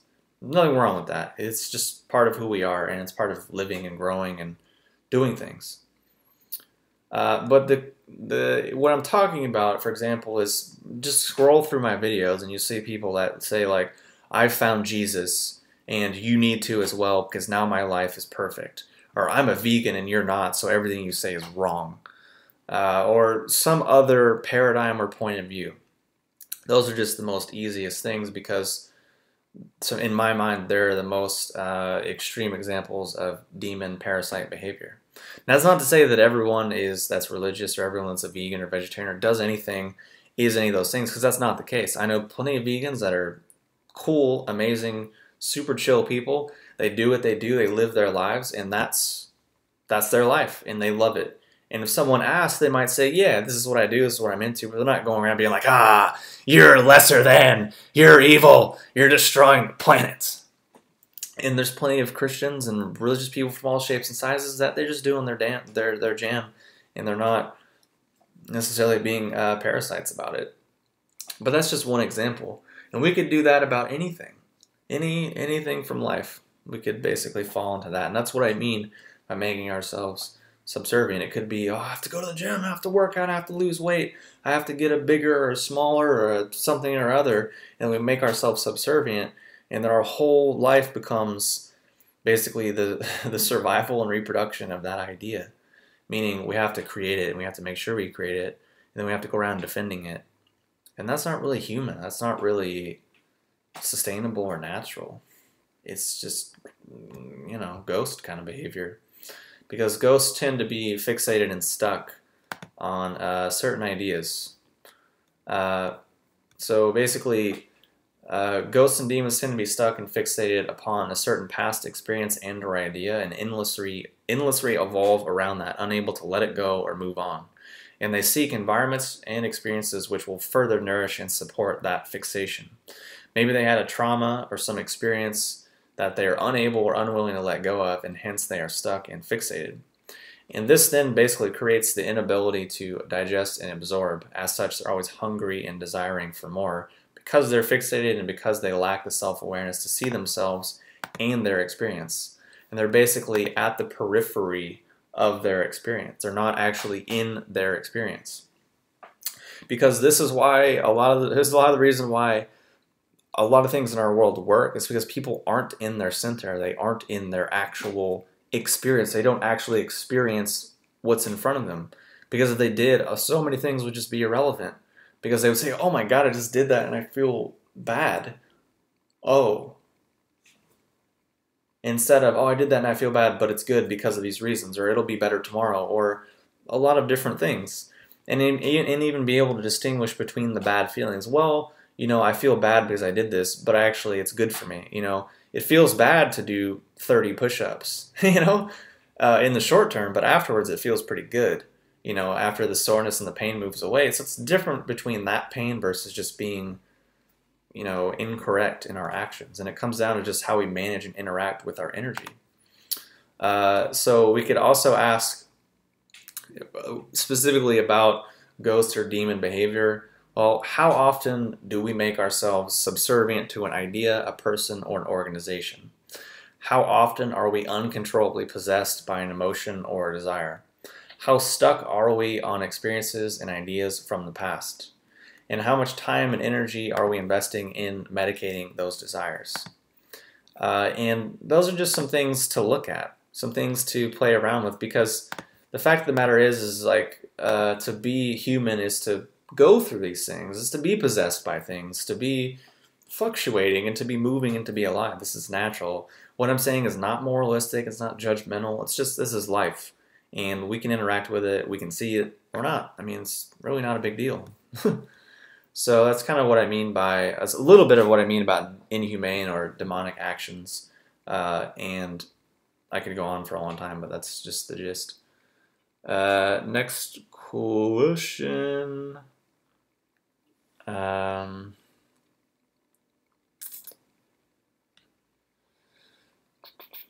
Are you aware of permaculture? I mean, I've heard of it. I don't really know a lot about it, honestly, but I know people that are into it, and I one day intend to have some land and live in a place where I can do this stuff and grow my own food and really get into that, but I'll get there eventually.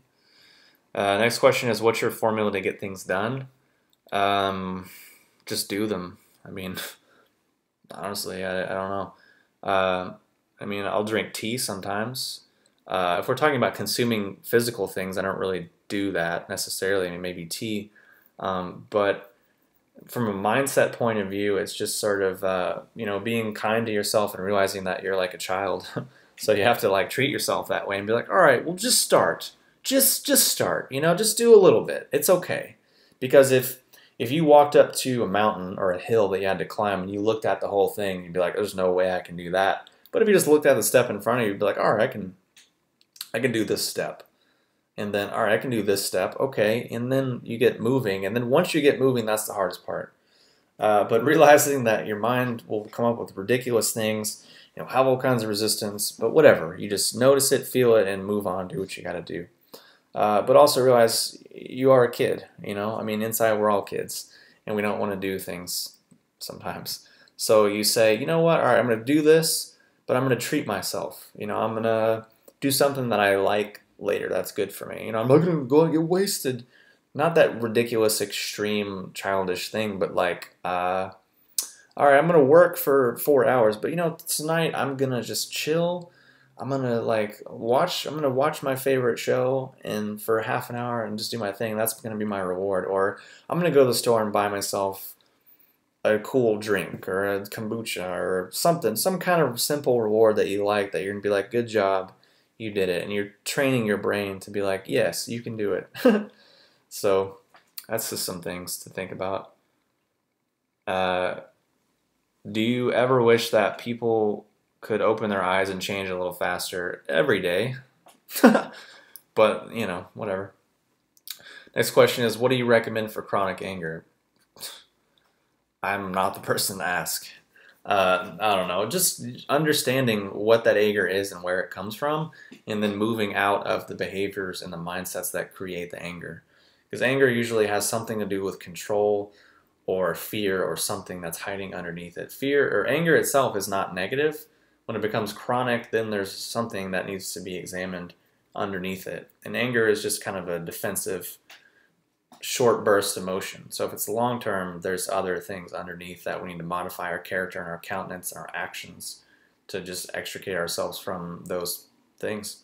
But also, too, it could just be our constitution. If we're a livery person, we're just going to be more angry and more annoyed than most people. People might be a lung metal person, they might get more sad. It just is natural. We're all going to have kind of different leanings, but it's about, working with that and navigating it.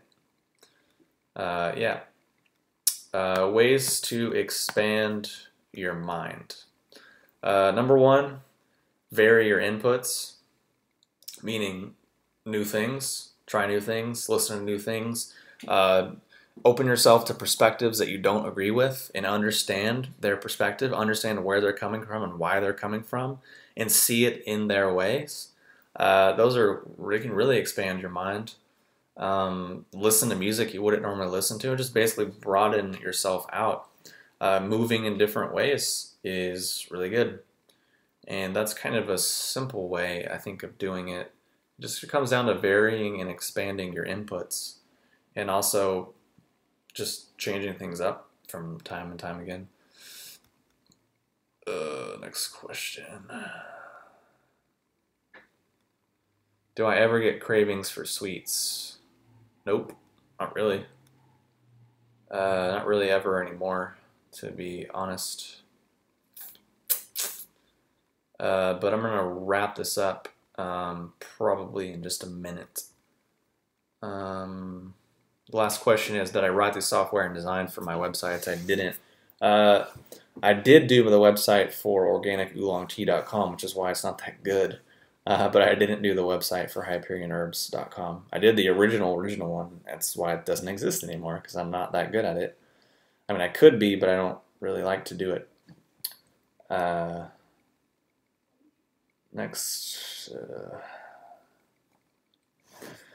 Do you think that detoxing or fasting are ways to get rid of the roots of things and other toxicities? Not really. I think extreme fasting and detoxing is not human behavior, because humans eat.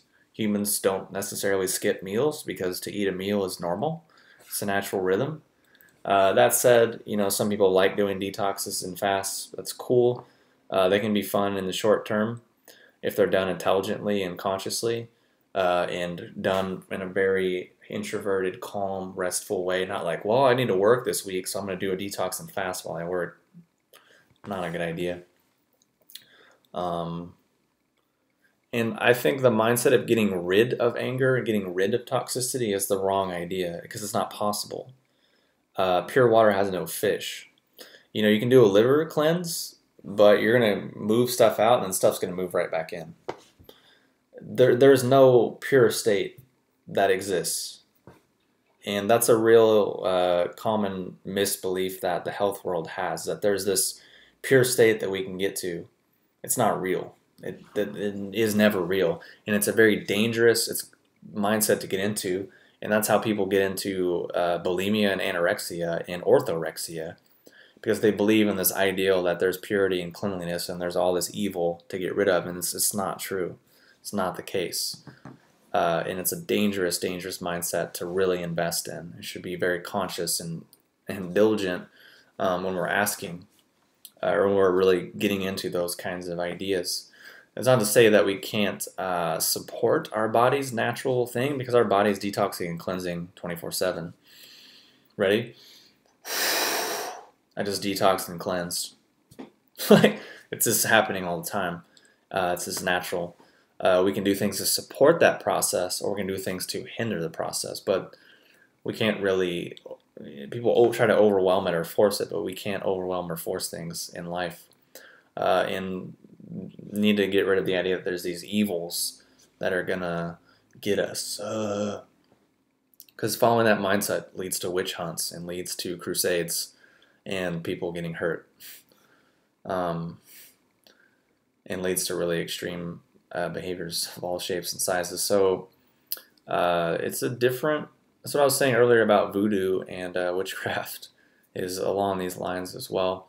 But I get your question. I'm not trying to nitpick and be mean to you. I'm just trying to use your question as a springboard for a bigger conversation. Because there are things we can do to modulate, and I think usually nourishing the good, or nourishing the positive, is serving us more than always I have to get rid of anger. You can't get rid of anger because you feel anger, and you say, okay, I'm going to get rid of this. How are you going to get rid of it? It's a weird concept to get into, and usually when we try to get rid of something, we kind of just push it down and away more. We can notice it, we can be aware of it, we can have awareness about it, but we can't really get rid of it. We can change our actions and our patterns and our ways of seeing things. Yeah, okay. We can do perhaps fast or detox where we say, okay, for today I'm not going to complain. I'm not going to be negative. Or if I get angry, I'm going to step back and say, well, wait, what's going on? We can do things like that for sure, but we're not getting rid of it, because it's all the same river. It's all the same flow. There's no difference. Anger and joy are the same thing. You get rid of one, you get rid of them all. Then you're a sociopath or a psychopath, and that's no fun either, right? So yeah. But as far as toxicities and physical things, it's just lifestyle. It's just basic things in supporting our body, and also understanding our own constitution, because people, again, are going to have different weaknesses and strengths based on their constitution and their type. So you can try to balance that with things, but it usually comes down to the heart and the good and the joy and the letting go. So that's it. Next question is, what obstacles have you come across in building your business? I would say recommend to go back and listen to the beginning of the video, where I shared all the obstacles, or most of the obstacles I've had in the last 3 months, and how crazy that's been. So I'm probably gonna jump off here now because it's been 3 hours and 11 minutes and I'm hungry. And I want to get some food before it gets too late because I'm going to go to bed in a few hours. So thanks for everyone for tuning in. I really didn't announce this. I didn't plan it, and I honestly expected no one to tune in. And I didn't spend any time talking about the private reserve products that I wanted to spend time talking about. So maybe later, and maybe I'll do more chats like this in the future for sure. But if you want to know more about the private reserve stuff, I'm not going to put it on YouTube. I'm not going to really say it publicly. It's something you need to email me or be a member of the Hyperion Academy to get into. So other ways to connect with me, which you might not be aware of, Facebook, Instagram, both are just under my name. HyperionHerbs.com is my product where I sell herbs, and it's my main company. HyperionAcademy.com is my online teaching course academy. No, it's my online academy based on the title. I post regular articles and podcasts and videos, and I teach classes there that I don't put anywhere else. My delivery and my depth is a bit different on there as well. And members of the academy get discounts on all my other products and unique access to other things that I don't talk about publicly. Also, I have articles on Elephant Journal, which are a little bit different than what goes on YouTube and on my other stuff. I'm going to post a link for that just because it's just a different format. So there's that. It's my Elephant Journal if you want to look at that. My Instagram, I'm going to post that. So there's my Instagram in the chat window thing. I think that's pretty much it. That's what I do, and other places you can find me. So thanks for tuning in and participating, and for the questions. A lot of good questions. I'm sorry I missed some of the questions and I didn't get to them, but we'll do this again later sometime.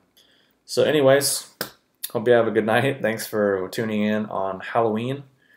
Sorry I didn't say anything too evil. I guess we talked about ghosts and demons, which that's like appropriate. So yeah, that's it. I'm out. Have a good night. Talk to you soon.